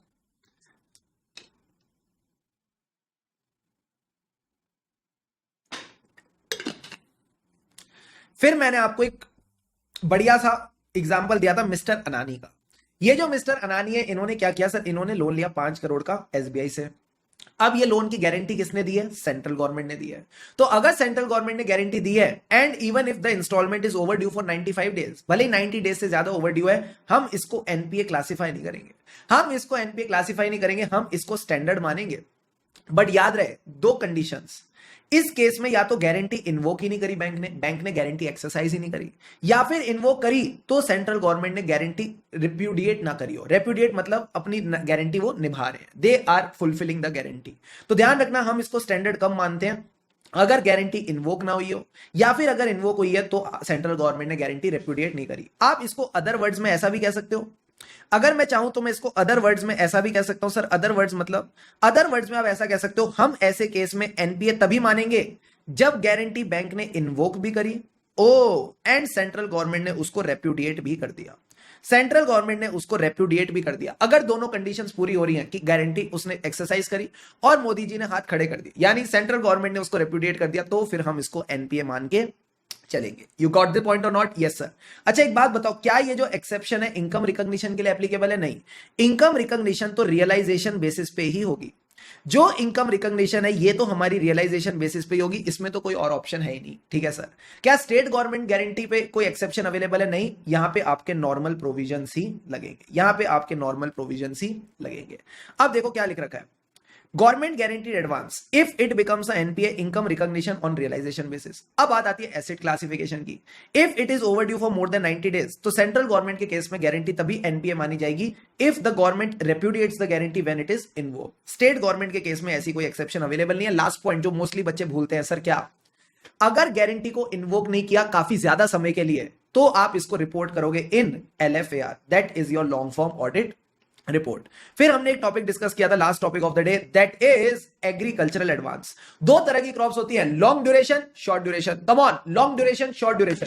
लॉन्ग ड्यूरेशन क्रॉप्स को कितना टाइम लगता है sir? It takes more than 1 year. Short duration को less than 1 year, less than equal to 1 year. ये इनके क्रॉप सीजन होते हैं। तो इनके केस में एनपीए क्या बनता है? क्रॉप सीजन के हिसाब से। यानी लॉन्ग ड्यूरेशन के केस में अगर इंस्टॉलमेंट चाहे प्रिंसिपल हो या interest, if it is over due for more than 1 crop season, तो ये एनपीए बन जाएगा। शॉर्ट ड्यूरेशन में इसका 1 इसके 2 के बराबर होता है, इसका 1 इसके 2 के बराबर होता है। यानी if the instalment is over due for 2 crop seasons, तो फिर उसको क्या बोलेंगे? एनपीए बोलेंगे। अब ये क्रॉप सीजन कौन डिटरमाइन करता है? संजय लीला भंसाली कमेटी, यानी is are determined by SLB committee. इसको प्यार से बोलते हैं state level banker committee of that state. अब सर पता कैसे चलेगा एग्रीकल्चरल एडवांस है? ये मास्टर सर्कुलर में लिखा होता है। मास्टर सर्कुलर और एग्रीकल्चर हमारी प्रायोरिटी है, तो इस सर्कुलर का नाम है master circular on lending to the priority sector. तो जो जो डायरेक्ट एग्रीकल्चरल एडवांसेस लिस्टेड है in the master circular on lending to the priority sector, उनको एग्रीकल्चर एडवांस बोलते हैं। अगर कोई एडवांस इसका पार्ट नहीं है तो उसको रेगुलर प्रोविजंस के हिसाब से डील किया जाएगा। बहुत ही बढ़िया वाला टॉपिक, रीस्ट्रक्चर्ड एडवांस। रीस्ट्रक्चरिंग का मतलब क्या होता है? मैंने कहा कुछ नहीं, इट इज एन एक्टिविटी जहां पे आपका जो लेंडर है that is a bank, due to some economic और legal reason, for example corona आ गया। अब कोरोना आ गया, लॉकडाउन लग गया, सबके बिजनेस खराब हो गए, तो बेचारा जो बोरोवर था उसको हो रही थी फाइनेंशियल डिफिकल्टी। तो जब उसको फाइनेंशियल डिफिकल्टी हो रही थी तो बैंक का काम क्या था? उसको कंसेशन देना। So it is a act in which the lender due to some economic और legal reasons relating to the borrowers financial difficulty provides the concession. अब ये कंसेशन किस फॉर्म में होते हैं? ये जो भी इसकी लोन की टर्म्स होती है उसको मॉडिफाई कर देता है, कुछ चीजों को बढ़ा देता है, कुछ चीजों को कम कर देता है। फॉर एग्जांपल जो अमाउंट ऑफ इंस्टॉलमेंट है कम हो जाएगी, रीपेमेंट पीरियड बढ़ जाएगा, रेट ऑफ इंटरेस्ट कम हो जाएगा, या फिर एडिशनल क्रेडिट फैसिलिटीज भी दे सकते हैं। अब जब ये दोनों चीजें हो रही हैं, ये तो हमने अंडरस्टैंडिंग ले ली। मैं एज अ ऑडिटर क्या करूं? आपने बस कंप्लायंस चेक करनी है with the circular. You just need to check the compliance with the RBI का सर्कुलर इन दिस रिगार्ड। अब ये सर्कुलर 3 फेजेस की बात करता है, रीस्ट्रक्चरिंग से पहले, जब रीस्ट्रक्चरिंग हो रही है, और रीस्ट्रक्चरिंग के बाद। कम ऑन, रीस्ट्रक्चरिंग से पहले, जब रीस्ट्रक्चरिंग हो रही है, और रीस्ट्रक्चरिंग के बाद। रीस्ट्रक्चरिंग से पहले तो ये पता होना चाहिए हर अकाउंट की रीस्ट्रक्चरिंग नहीं होती। किसकी होती है? सिर्फ और सिर्फ स्टैंडर्ड, सब standard, doubtful. Come on, standard, सब स्टैंडर्ड, डाउटफुल, लॉस एसेट्स की कोई रिस्ट्रक्चरिंग नहीं है। दूसरी बात, जो रिस्ट्रक्चरिंग है रेट्रोस्पेक्टिव इफेक्ट से नहीं होगी, कैसे होगी? प्रोस्पेक्टिव इफेक्ट से। ओनली प्रोस्पेक्टिव इफेक्ट से आप रिस्ट्रक्चरिंग कर सकते हो। अब जब रिस्ट्रक्चरिंग हो रही है, हम इस अकाउंट को इंट्रिंसिकली वीक मानते हैं, कमजोर मानते हैं, क्योंकि कमजोर अकाउंट है, इस पे प्रॉपर प्रोविजन बनना चाहिए। एंड रिस्ट्रक्चरिंग के बाद सर क्या होगा? हम इसको डाउनग्रेड कर देंगे, हम इसको डाउनग्रेड कर देंगे स्टैंडर्ड से सब स्टैंडर्ड में, और जो बाकी एनपीएस है वो सेम कैटेगरी में रहेंगे, यानी सब स्टैंडर्ड रहेगा, डाउटफुल डाउटफुल रहेगा। तो यही बात आपकी बुक में लिखी है। सबसे पहले रिस्ट्रक्चरिंग क्या है? इट इज अ एक्ट जहां पे लेंडर किस रीजन की वजह से, ड्यू टू सम इकोनॉमिक और लीगल रीजंस, क्या देता है? कंसेशन देता है टू द बोरोवर जो फाइनेंशियल डिफिकल्टीज फेस कर रहा है। कैसे कंसेशन देगा? By modifying the terms. Modifying the terms यानी altering the amount of instalment, rate of interest, repayment period और additional credit facilities to help in curing the default. मैंने as auditor क्या करना है? बस चेक करनी है compliance with the requirements of the circular issued by RBI. अब ये सर्कुलर किसकी बात करता है? रिस्ट्रक्चरिंग से पहले, रिस्ट्रक्चरिंग और रिस्ट्रक्चरिंग के बाद। रिस्ट्रक्चरिंग से पहले ये बताओ, हर अकाउंट रिस्ट्रक्चर नहीं हो सकता, सिर्फ और सिर्फ स्टैंडर्ड, सब स्टैंडर्ड, डाउटफुल। से विद मी, स्टैंडर्ड, सब स्टैंडर्ड, डाउटफुल। प्लस आप इसको रेट्रोस्पेक्टिव इफेक्ट नहीं, प्रोस्पेक्टिव इफेक्ट से ही रिस्ट्रक्चर कर सकते हो। उसके बाद जब रिस्ट्रक्चरिंग हो रही है तो हम इस अकाउंट को कमजोर मानते हैं, क्योंकि कमजोर है तो प्रॉपर प्रोविजन इस अकाउंट पे बनना चाहिए till the time restructuring is complete. And restructuring के बाद क्या करेंगे? अपग्रेड या डाउनग्रेड? डाउनग्रेड कर देंगे फ्रॉम स्टैंडर्ड टू सब स्टैंडर्ड, और बाकी एनपीएस वही सेम कैटेगरी में रहेंगे जिसमें वो पहले थे। क्या रिस्ट्रक्चरिंग वाला पार्ट पूरा क्लियर है? हाँ सर। फिर ये कहता है अपग्रेडेशन की बात करते हैं। क्या मैं अकाउंट को अपग्रेड कर सकता हूं from NPA to a standard category? हाँ। कब? जब आपको फुल रिकवरी हो जाए before the balance sheet date. जब आपको फुल रिकवरी हो जाए before the cut off date और बैलेंस शीट डेट, तो ये कहता है आप एनपीए टू स्टैंडर्ड कैटेगरी कर दो as per the RBI guideline. But याद रहे, पार्शियल रिकवरी के बेसिस पे नहीं, फुल रिकवरी के बेसिस पे। एंड जो रिकवरी है वो before the cut off date होनी चाहिए, not after the cut off date. तो यही तीन बातें यहां पे लिखी हुई है। फिर आता है हमारा फेवरेट सवाल, सेल और परचेज ऑफ एनपीए। सारे बच्चे बताओ, सपोज एक बैंक किसी एंटिटी को अपने एनपीएस बेच रहा है, तो जब ये एनपीएस बेचेगा तो किसके हिसाब से बेचेगा? अपनी बोर्ड की पॉलिसी के हिसाब से। अच्छा, क्या ये चाहेगा कि आज इसने एनपीएस सेल किया तो इसकी रिस्क वापस इस पे आ जाए? नहीं सर, पूरी की पूरी मुसीबत ट्रांसफर करो, पूरी की पूरी मुसीबत ट्रांसफर करो, आगे से अब अपनी शक्ल भी मत दिखाना। यानी it should be done without records, all the risk should be transferred, और अब हम क्रेडिट बेसिस का टेंशन नहीं लेंगे, कैश बेसिस पे करेंगे। सारा का सारा पैसा रोकड़े में हाथों हाथ चाहिए, तो कैश बेसिस पे all risk should be transferred. Plus NPA कितना पुराना होना चाहिए? 2 साल पुराना एनपीए होना चाहिए इन योर बुक्स। तो यही बेसिक बेसिक बातें आपने ध्यान रखनी है। It should be as per the policy of the board कि कौन ये सेल कर सकता है, किसको अथॉरिटी दे रखी है, क्या प्रोसीजर है एंड क्या वैल्यू पे बेचना है। कम से कम 2 साल पुराना एनपीए है जिसको आप बेच सकते हो। इसी के ऊपर हमने प्रैक्टिकल क्वेश्चन भी किया था इन द क्वेश्चन बैंक। ये आप विदाउट रिकॉर्ड्स बेचोगे, मतलब सारी रिस्क जाएगी, सारी क्रेडिट रिस्क इसके साथ जाएगी, वापस इसको परचेज नहीं कर सकते, ठीक है। एंड कैश बेसिस, पूरा पैसा हाथों हाथ अपन लेके चलेंगे, और जैसे ही बेच दिया इसको बुक्स में से भी निकाल देंगे। It will be remove from the books. अब एक बात बताओ, जो मेरी सेल है, मान लो 2 केसेस है, मेरी एनपीए की नेट बुक वैल्यू थी 80 रुपए, सेलिंग प्राइस है 60, तो जो मुझे 20 रुपए कम मिले इसको पीएनएल में चार्ज कर दो। या फिर मान लो मेरी जो नेट बुक वैल्यू है 80, सेलिंग प्राइस है 100, तो जो 20 रुपए एक्स्ट्रा मिले क्या इसको पीएनएल में क्रेडिट करूं? सोच के भी मत करना, चाह के भी मत करना, जो एक्सेस है इसको आप रिटेन करोगे to meet the loss on sale of other NPAs. अच्छा, क्या मैं इस एक्सेस से अपना कोई प्रोविजन रिवर्स कर सकता हूं? नहीं सर। हमने पीछे क्वेश्चन बैंक में एक सवाल किया था जहां पे हमने देखा था प्रोविजन का रिवर्सल भी अलाउड नहीं है, इसको चुपचाप हम रिटेन करेंगे to meet the loss on sale of other NPAs. क्या ये बेसिक बात क्लियर है? समझ गए सर। फिर ये कहते हैं परचेज ऑफ एनपीएस को लेके आपने क्या ध्यान रखना है? मैंने कहा बड़ा सिंपल है, जब भी मैं कोई एनपीए परचेज करूंगा तो मैं उसको रिकवर करना चाहूंगा, तो जो भी रिकवरी होगी पहले किससे एडजस्ट करूंगा? कॉस्ट से। जो कॉस्ट के ऊपर पैसा रिकवर होगा उसको प्रॉफिट मान लूंगा। अगर रिकवर नहीं हो रहा, अभी भी बुक्स में पड़ा है, तो प्रोविजन बनाओ as per the classification in the books of purchaser. And आखिरी में कहता है कैपिटल एडिक्वेसी रेशियो निकालते वक्त जो आप रिस्क वेट लोगे उसमें 100% ले लेना। ठीक है, ठीक है sir. Sale and purchase of NPA done done done done. अब बात करते हैं स्टेशनरी एंड स्टैम्प्स की। जब भी मैं बोलता हूं स्टेशनरी एंड स्टैम्प्स, लॉजिकली क्या करना चाहिए सर? लॉजिकली ये बहुत छोटी चीज होती है, this is not a asset, इसको पीएनएल में चार्ज करो। मैंने कहा वेरी गुड, तो इसको हम पीएनएल में चार्ज करेंगे। जो इसका स्टॉक पड़ा है स्टेशनरी और स्टैम्प का, आजकल सीए आर्टिकल बहुत स्टेशनरी चुरा लेते हैं, ठीक है, तो इस पे प्रॉपर इंटरनल कंट्रोल्स भी मेंटेन होनी चाहिए। बट एक ऐसी स्पेशल स्टेशनरी थी जिसको हम एसेट मानते हैं, वो क्या थी? कॉस्ट ऑफ बल्क पेपर या bulk purchase of security paper. तो जो bulk purchase of security paper है उसको एट कॉस्ट लेते हैं एंड उसको over a period of time हम राइट ऑफ करके चलते हैं। तो यही बात यहां पे लिखी है, देखो क्या कहता है, only exceptional items like bulk purchase of security paper they are written off over a period of time, valued at cost. Normal items को P&L में चार्ज करना है, फिजिकल वेरिफिकेशन होनी चाहिए और इंटरनल कंट्रोल्स प्रॉपर होने चाहिए। क्लियर है सर। फिर हमने एक बहुत ही प्यारा टॉपिक डिस्कस किया था, non banking assets acquired in satisfaction of claim. तो मान लो किसी बंदे ने होम लोन लिया और डिफॉल्ट कर दिया, तो आज से उसका घर किसका हो गया? आज से तेरा घर मेरा हो गया। किसने बोला? बैंक ने बोला आज से तेरा घर मेरा हो गया। अब क्या वो बंदा घर छोड़ेगा? नहीं, बैंक को घर चाहिए, वो बंदा छोड़ नहीं रहा, तो क्या होगा? कोर्ट केस होगा। तो सबसे पहले आपको पता होना चाहिए non banking asset acquired in satisfaction of claims का क्या मतलब है। ये कोई इमूवेबल या टेंजिबल एसेट होता है जो बैंक ने एक्वायर किया है, क्यों? To satisfy the debts which were due. And क्या इसका इंटेंशन इसको होल्ड करने का या बेचने का है? It is with the intention to dispose of. मैं एज अ पर्सन क्या देखूं? ऑडिटर, इसका डॉक्यूमेंट्री एविडेंस, जो इसका ऑर्डर ऑफ कोर्ट है या आर्बिट्रल ट्रिब्यूनल का अवार्ड है, ठीक है, वो मैं चेक करूंगा। डॉक्यूमेंट्री एविडेंस से पता चलेगा इसकी ओनरशिप बैंक के पास है या डिस्प्यूट है। अगर डिस्प्यूट है तो कौन सा? AS29 से मिलता जुलता सेक्शन 9। सेक्शन 9 कहता है ऐसा कोई भी एसेट होता है, इमूवेबल प्रॉपर्टी होती है, उसको आप 7 इयर्स में सेल करके चलोगे। एंड लास्ट में हम बात करते थे वैल्यूएशन की। वैल्यू, इसकी जो वैल्यू है वो लोअर होगी, lower of the value of the advances, net book value of advances, that is advance की वैल्यू माइनस प्रोविजन, और the net realisable value of the asset. तो बस इसमें आपने ये 5 बातें ध्यान रखनी है। इसकी डेफिनेशन के बाद हम डॉक्यूमेंट्री एविडेंस देखेंगे, यानी कोर्ट का ऑर्डर, उससे पता चलेगा इसकी ओनरशिप किसके पास है। अगर डिस्प्यूट है तो AS29 से मिलता जुलता सेक्शन 9 में होना चाहिए sale within 7 years. And last में valuation, lower of the value of the advance जिसके बदले में आपने एसेट लिया है, या फिर एसेट की net realisable value. So NBV of the advance and net realisable value of the asset, जो भी लोअर होगा वही एसेट, उसी वैल्यू पे आप इस एसेट को रिकॉर्ड करके चलोगे। फिर इसके बाद हमने टॉपिक डिस्कस किया, दैट वाज रिपोर्टिंग। फिर हमने कहा बहुत हो गया वेरिफिकेशन, अब रिपोर्टिंग की बात करते हैं। तो पहले मुझे एक बात बताओ, नेशनलाइज्ड बैंक की रिपोर्ट किसको सबमिट होगी? जिसका नेशन है, यानी सेंट्रल गवर्नमेंट। तो नेशनलाइज्ड बैंक की रिपोर्ट हमेशा सेंट्रल गवर्नमेंट को सबमिट होती है। अब इसमें क्या आता है? सबसे पहले तो 2 बेसिक पॉइंट, बैलेंस शीट और P&L। क्या balance sheet true and fair view देती है कि नहीं? क्या P&L true and fair view देता है या नहीं? फिर उसके बाद बोलो बातें और बुक्स, जो आपने इनसे बातें पूछी, इंफॉर्मेशन और एक्सप्लेनेशन मांगी, क्या वो आपको सेटिस्फैक्टरीली एडिक्वेट मिली या नहीं? ठीक है सर।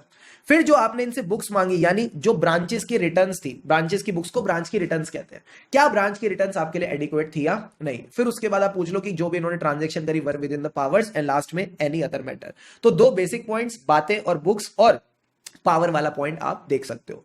फिर हमने एक पॉइंट डिस्कस किया, LFAR में आज हमने क्या सीखा सर? LFAR में हमने सीखा LFAR 2 लेवल पे बनती है, ब्रांच और सेंटर। जितने भी ब्रांच के ऑडिटर्स हैं अपनी अपनी LFAR सेंटर को भेजते हैं। सेंटर क्या करता है? जो सेंट्रल ऑडिटर्स होते हैं वो इसको कंसोलिडेट करते हैं और बैंक की मैनेजमेंट को देते हैं। अच्छा, जैसी बैंक की मैनेजमेंट को दिया, बैंक की मैनेजमेंट इसको देगी RBI को। मुझे बताओ कितने डेज में आरबीआई को देती है सर? 60 डेज में।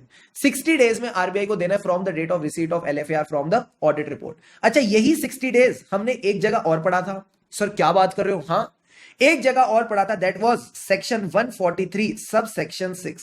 143 सब सेक्शन 6 जो बोलता है 6 फॉर 60 डेज में जो CNAG है वो क्या कर सकता है? आपकी ऑडिट रिपोर्ट को सप्लीमेंट या फिर इस पे कमेंट कर सकता है। वो यहां पे सप्लीमेंट्री ऑडिट वगैरह करा सकता है। क्या हमने ये बात की थी? नहीं की थी? करी थी। तो 143(6) में भी यही बात लिखी है कि CNAG 60 डेज में सप्लीमेंट्री ऑडिट या कमेंट वगैरह करके चल सकता है। तो ये एक बेसिक सी बात आपने इसमें बस ध्यान रख के चलनी है, और इसमें कुछ भी नहीं है। कह रहे फ्रॉड की रिपोर्टिंग है, तो फ्रॉड की रिपोर्टिंग किसको होगी? आरबीआई को होगी। जो बैंक के बड़े लोग हैं यानी चेयरमैन, CEO, इन सबको होगी, unless they are also involved in fraud. Plus section 143(12) में आप सेंट्रल गवर्नमेंट को बताओगे अगर फ्रॉड 1 करोड़ और उससे ज्यादा है। एक बार 143(12) भी फटाफट चलो लगे हाथों रिवाइज कर ही लेते हैं। अब जब मालिक इतना खर्चा हो ही गया है तो 2 चिप्स भी ले ही लेते हैं। तो देखो क्या कह रहा है 143(12) में कब हम फ्रॉड रिपोर्ट करते हैं? जब जिस थाली में खाया उसी में छेद। यानी फ्रॉड कौन कर रहा है? कंपनी के खुद के ऑफिसर्स और एम्प्लॉइज। कितने का फ्रॉड है? 1 करोड़ या उससे ज्यादा का अगेंस्ट द कंपनी।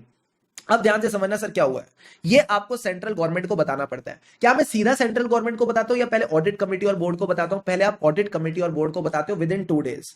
उनको आप बताते हो फ्रॉड के बारे में, फिर वो रिप्लाई करते हैं कितने दिनों में, 45 डेज में। They reply to you within 45 days. जब उनका रिप्लाई आएगा तो आप तीन चीजें सेंट्रल गवर्नमेंट को बताओगे, आपकी रिपोर्ट, उनका रिप्लाई, उस रिप्लाई पे आपके कमेंट्स। कम ऑन, आपकी रिपोर्ट, उनका रिप्लाई, उस रिप्लाई पे आपके कमेंट्स, ये तीनों की तीनों चीजें हम किसको बताएंगे, सेंट्रल गवर्नमेंट को। कितने दिनों में, 15 डेज में। तो अगर आप टोटल देखो, यहां पे भी टोटल 60 डेज बन जाता है, यहां पे भी टोटल 60 डेज बन जाता है। 45 प्लस 15 करें तो 60 डेज, तो 60 is the lucky number for this revision video. अब सर मुझे किसको बताना, डायरेक्ट मोदी जी को भेजना या सेक्रेटरी को? सर सेक्रेटरी, कौन से affairs, ministry of corporate affairs, ठीक है, मिनिस्ट्री ऑफ कॉर्पोरेट अफेयर्स। तो जो सेक्रेटरी है मिनिस्ट्री ऑफ कॉर्पोरेट अफेयर्स की, उसको सील्ड कवर में अपनी प्रॉपर कॉन्टैक्ट डिटेल्स के साथ हम ADT4 में भेजेंगे। ADT4 because 4 is the lucky number of the fraud. चाहे ऐसे 240 हो चाहे ADT4 हो, हमेशा फ्रॉड की बात होती है।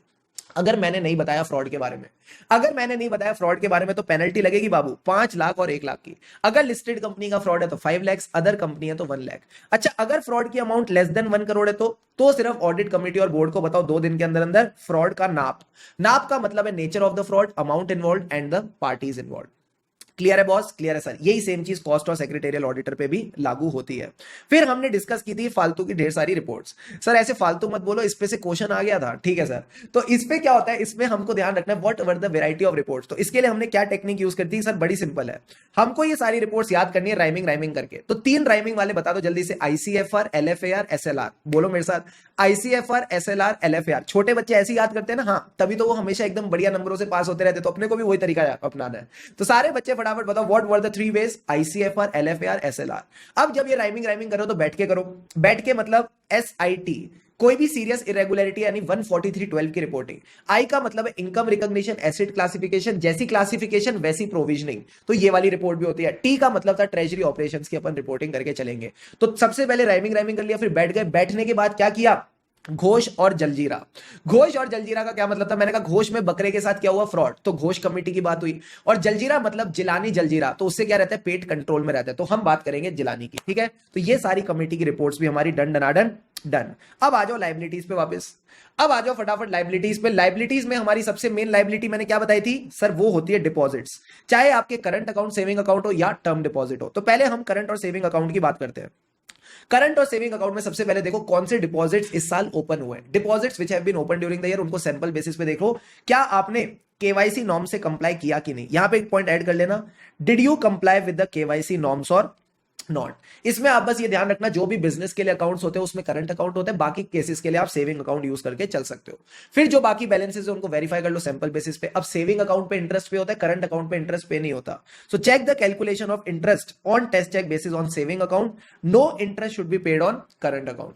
एंड फिर ये कहते हैं बैलेंस कंफर्मेशन का एक प्रोसीजर देख लेना कि क्या बैंक के खुद ने अपने अकाउंट होल्डर से बैलेंस कंफर्मेशन लिए। एंड लास्ट में हमने एकदम मसालेदार पॉइंट डिस्कस किया था, क्या, सपोज मेरे करंट अकाउंट का डेबिट बैलेंस है, यानी बैंक के लिए एसेट है, तो आप इसको लायबिलिटी साइड पे नेट ऑफ नहीं करोगे, एसेट साइड पे अंडर द एडवांसेस दिखाओगे। तो यही सारे के सारे पॉइंट्स है। सैंपल बेसिस पे ओपनिंग देख लेना, बाकी अकाउंट बैलेंसेस सैंपल बेसिस पे देख लेना, इनका इंटरेस्ट चेक कर लेना जो सेविंग अकाउंट पे हुआ, करंट अकाउंट पे कोई इंटरेस्ट पे नहीं होता। फिर हमारा एक पॉइंट क्या था, बैलेंस कंफर्मेशन वाला। देन जो भी डेबिट बैलेंसेस है उसको हम लाइबिलिटी साइड पे नेट ऑफ नहीं करेंगे, एसेट साइड पे अंडर द एडवांसेस दिखाएंगे। फिर मैंने एमसीक्यू रिलेटेड एक पॉइंट डिस्कस किया था, इन ऑपरेटिव अकाउंट। इन ऑपरेटिव मतलब कितने साल से ऑपरेट नहीं कर रहा, 2 साल से। पिछले 2 साल से ना तो कोई क्रेडिट ना तो कोई डेबिट ट्रांजैक्शन हुई है इन दिस अकाउंट। अच्छा, इस अकाउंट को अगर आपको रिवाइव करना है या क्लोज करना है, तो जो भी रिवाइवल और क्लोजर हुए हैं उनको आप सैंपल बेसिस पे देख लो। रिवाइवल कब होगा, जब प्रॉपर अथॉरिटी सैंक्शन देगी, और अगर किसी अकाउंट में से पहले पैसे निकले हैं तो जो भी पैसे निकले चेक करना वो ऑथोराइज थे या नहीं। अब सर इसके साथ साथ हमने एक टॉपिक और डिस्कस किया था, डिपॉजिट्स वाला। This we covered from the study material, तो एक बार फटाफट इसको भी गो थ्रू करते हैं। टर्म डिपॉजिट्स में भी आपने यही देखना है, जो भी term deposits during the year open हुए उनको आपने सीरियली चेक करना है कि जो भी उनको हमने डिपॉजिट सर्टिफिकेट दिए वो सीरियल नंबर वाइज थे, ठीक है, plus they were accounted in the registers properly, ठीक है सर। दूसरी चीज, टर्म डिपॉजिट में अपन क्या देते हैं, इंटरेस्ट देते हैं। तो इंटरेस्ट वाला बेसिक पॉइंट पे अपन ध्यान रखेंगे। तो 2 पॉइंट्स हो गए, डिपॉजिट्स की रिसीट और डिपॉजिट्स का इंटरेस्ट। तीसरा पॉइंट क्या था, बल्क डिपॉजिट्स। जो बल्क डिपॉजिट्स है उनको चेक करके चलना कि प्रॉपर रेट ऑफ इंटरेस्ट है। यहां पे एमसीक्यू आ सकता है। बल्क डिपॉजिट का मतलब है डिपॉजिट की वैल्यू इज 2 करोड़ और अबव। अगर 2 करोड़ एंड अबव है इन case of a scheduled commercial bank, तो इसको बल्क डिपॉजिट कहते हैं। अब इसके केस में अगर बल्क डिपॉजिट को बंद कराना है, एक तो ओपनिंग वाला हो गया, एक बंद कराने वाला हो गया। अगर आपने डिपॉजिट को टाइम से पहले बंद करा दिया तो फोर क्लोजर की पेनल्टी लगेगी। तो एज अ ऑडिटर चेक करना, जो भी इंटरेस्ट पे हुआ उसमें से पेनल्टी माइनस करके पे हुआ, जो भी इंटरेस्ट पे हुआ उसमें से पेनल्टी माइनस करके पे हुआ, एंड लास्ट में रिकरिंग डिपॉजिट्स वगैरह अपन देख के चलेंगे। तो ये 5 पॉइंट ध्यान रखने, पहले तो बेसिक ओपनिंग द अकाउंट, उसके बाद उस पर इंटरेस्ट वगैरह अपन ने देख लिया, ठीक है। फिर हमने स्पेशली इंटरेस्ट किस में देखना है, बल्क डिपॉजिट के केस में, तो इंटरेस्ट वाले 2 पॉइंट तो यहां हो गए। फिर हम डिपॉजिट को क्लोज करा दिया टाइम से पहले, तो फोर क्लोजर पेनल्टी चेक करके चलेंगे। अब डिपॉजिट्स में एक और मसालेदार डिपॉजिट है, deposits which are in foreign currency. तो जो डिपॉजिट इन फॉरेन करेंसी, इसके 2 बेसिक पॉइंट तो वही रहेंगे। इंटरेस्ट तो इस पे भी मिलेगा, इंटरेस्ट चेक करो। ये भी ड्यूरिंग द ईयर ओपन हुआ तो इसको भी सैंपल बेसिस पे चेक करें। अब क्योंकि ये डेजिग्नेटेड फॉरेन करेंसी में है तो आईएनआर में कन्वर्ट करना पड़ेगा। तो आईएनआर में किस रेट पे कन्वर्ट करेंगे, जो हेड ऑफिस बोलेगा, जो रेट हेड ऑफिस बोलेगा उस पे कन्वर्ट करेंगे। और जैसे ही कन्वर्ट करेंगे कुछ पीएनएल गेन या लॉस आएगा, तो जो पीएनएल गेन और लॉस आएगा उसको भी अकाउंट फॉर करना। अलग से एक पॉइंट ध्यान रखना, जो भी क्रेडिट्स एंड डेबिट्स है वो आरबीआई के डायरेक्शंस के हिसाब से होने चाहिए। Got it sir. इसके बाद यही एक इसी से रिलेटेड एक अकाउंट है एनआरई एनआरओ। जो एनआरई एनआरओ में क्रेडिट्स और डिपॉजिट्स होते हैं, क्रेडिट्स और डेबिट्स होते हैं, वो आरबीआई के हिसाब से होने चाहिए। बस इसके साथ आपने रिपेट्रिएबिलिटी देखनी है। जो एनआरओ है वो रिपेट्रिएबल नहीं है और जो एनआरई है वो रिपेट्रिएबल है, ठीक है। ये बेसिक सी बात एमसीक्यू पॉइंट ऑफ व्यू से ध्यान रखेंगे। अब इसके बाद हमने एक टॉपिक डिस्कस किया था सर, क्या, केस स्टडी वाला। केस स्टडी वाले टॉपिक में सर क्या हो रहा था, बने का बड़ा मजेदार चीज थी। जो बैंक है उसने अकाउंट होल्डर को क्रेडिट फैसिलिटी दे रखी है, मान लो 5 करोड़ की। अब ड्यूरिंग द ईयर लोगों ने 5 करोड़ में से सिर्फ 5 लाख ले रखे हैं। बट जैसे ही साल खत्म होने वाला होता है 29 मार्च को ये लोग पूरा का पूरा पैसा यूटिलाइज कर लेते हैं। ये पूरी क्रेडिट फैसिलिटी 5 करोड़ की यूटिलाइज करते हैं, यानी 4.945 करोड़ का लोन लेते हैं। फिर अगले दिन जाके उसी पैसे को डिपॉजिट कराते हैं। तो चल क्या रहा है सर, कुछ नहीं चल रहा, बैंक मस्ती कर रहा है। बैंक मस्ती कर रहा है, बैंक अपने एडवांसेस और डिपॉजिट्स को बैलेंस शीट डेट में इन्फ्लेट करने की कोशिश कर रहा है।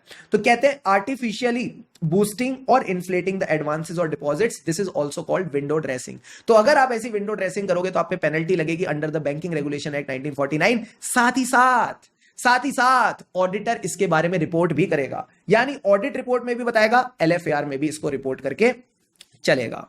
Got it sir. बोरिंग्स का केस बड़ा सिंपल था। बोरिंग्स कैसे चेक करते हैं, एक्सटर्नल कंफर्मेशन 505, बैंक ने खुद ने कंफर्मेशन ले रखी है, वो चेक कर लो। बोरिंग्स पे इंटरेस्ट वगैरह चेक कर लो, ठीक है। उसके बाद अच्छा इंटरेस्ट वाला पॉइंट नहीं लिख रखा, छोड़ दो। There should be a clear distinction between rediscounting and refinance. Rediscounting मतलब कल मेरे से एक बंदा अपना डेटर डिस्काउंट करा के गया, तो वो पैसा तो मेरे पास अभी आना है, तो वो मेरा एसेट है। मैंने इसको फर्दर रीडिस्काउंट करा लिया, तो ये मेरी लायबिलिटी है। अब ये जो लायबिलिटी है रीडिस्काउंटिंग वाली, बोरोइंग्स में नहीं आएगी, ये आपकी अदर लायबिलिटी में आएगी। तो रीफाइनेंसिंग इसमें आता है क्योंकि आपने वापस कोई लोन लिया किसी से, but rediscounting does not appear in this head and it should be authorised. And the last topic that we covered here was bills payable. सारे बच्चे बताओ बिल्स पेबल की कहानी क्या है। सर बिल्स पेबल की कहानी बड़ी सिंपल है, हमको इसके लिए डिमांड ड्राफ्ट का कॉन्सेप्ट आना चाहिए। तो सपोज शुभम सर ने क्या किया, आईसीआईसीआई की नोएडा ब्रांच से डिमांड ड्राफ्ट लिया, तो मैंने ब्रांच को पेमेंट दी, डिमांड ड्राफ्ट लिया। वो डिमांड ड्राफ्ट जाके मैंने आईसीआई को पे कर दिया। अब आईसीआई ने क्या किया, आईटीओ ब्रांच को डिमांड ड्राफ्ट दिया, पैसे ले लिए। अब किसको किसको पैसे देने हैं, इस ब्रांच को इसको पैसे देने हैं, इस ब्रांच को इसको पैसे देने, यानी amount is payable by the Noida to the ITO branch. तो ये क्या कहता है, जब भी Noida branch demand draft issue करेगी तो ये इसको एडवाइस भेजेगी कि मैंने डिमांड ड्राफ्ट तुम्हारे नाम में इशू किया। अब जैसे ही आईसीआई को पेमेंट करेगी, ये इसको क्या देगी, ये इसको डेबिट एडवाइस देगी, क्योंकि इसको इससे पैसे लेने हैं। तो जब भी मुझे किसी से पैसे लेने हैं तो मैं डेबिट ही करूंगा ना, क्रेडिट थोड़ी करूंगा, तो ये डेबिट एडवाइस देगी। अब इन्हीं पॉइंट्स को ध्यान में रखते हुए बिल्स पेबल वाला टॉपिक कवर करते हैं। तो ये कहता है इंटरनल कंट्रोल्स में सबसे पहले तो बात करेंगे फॉर्म्स की।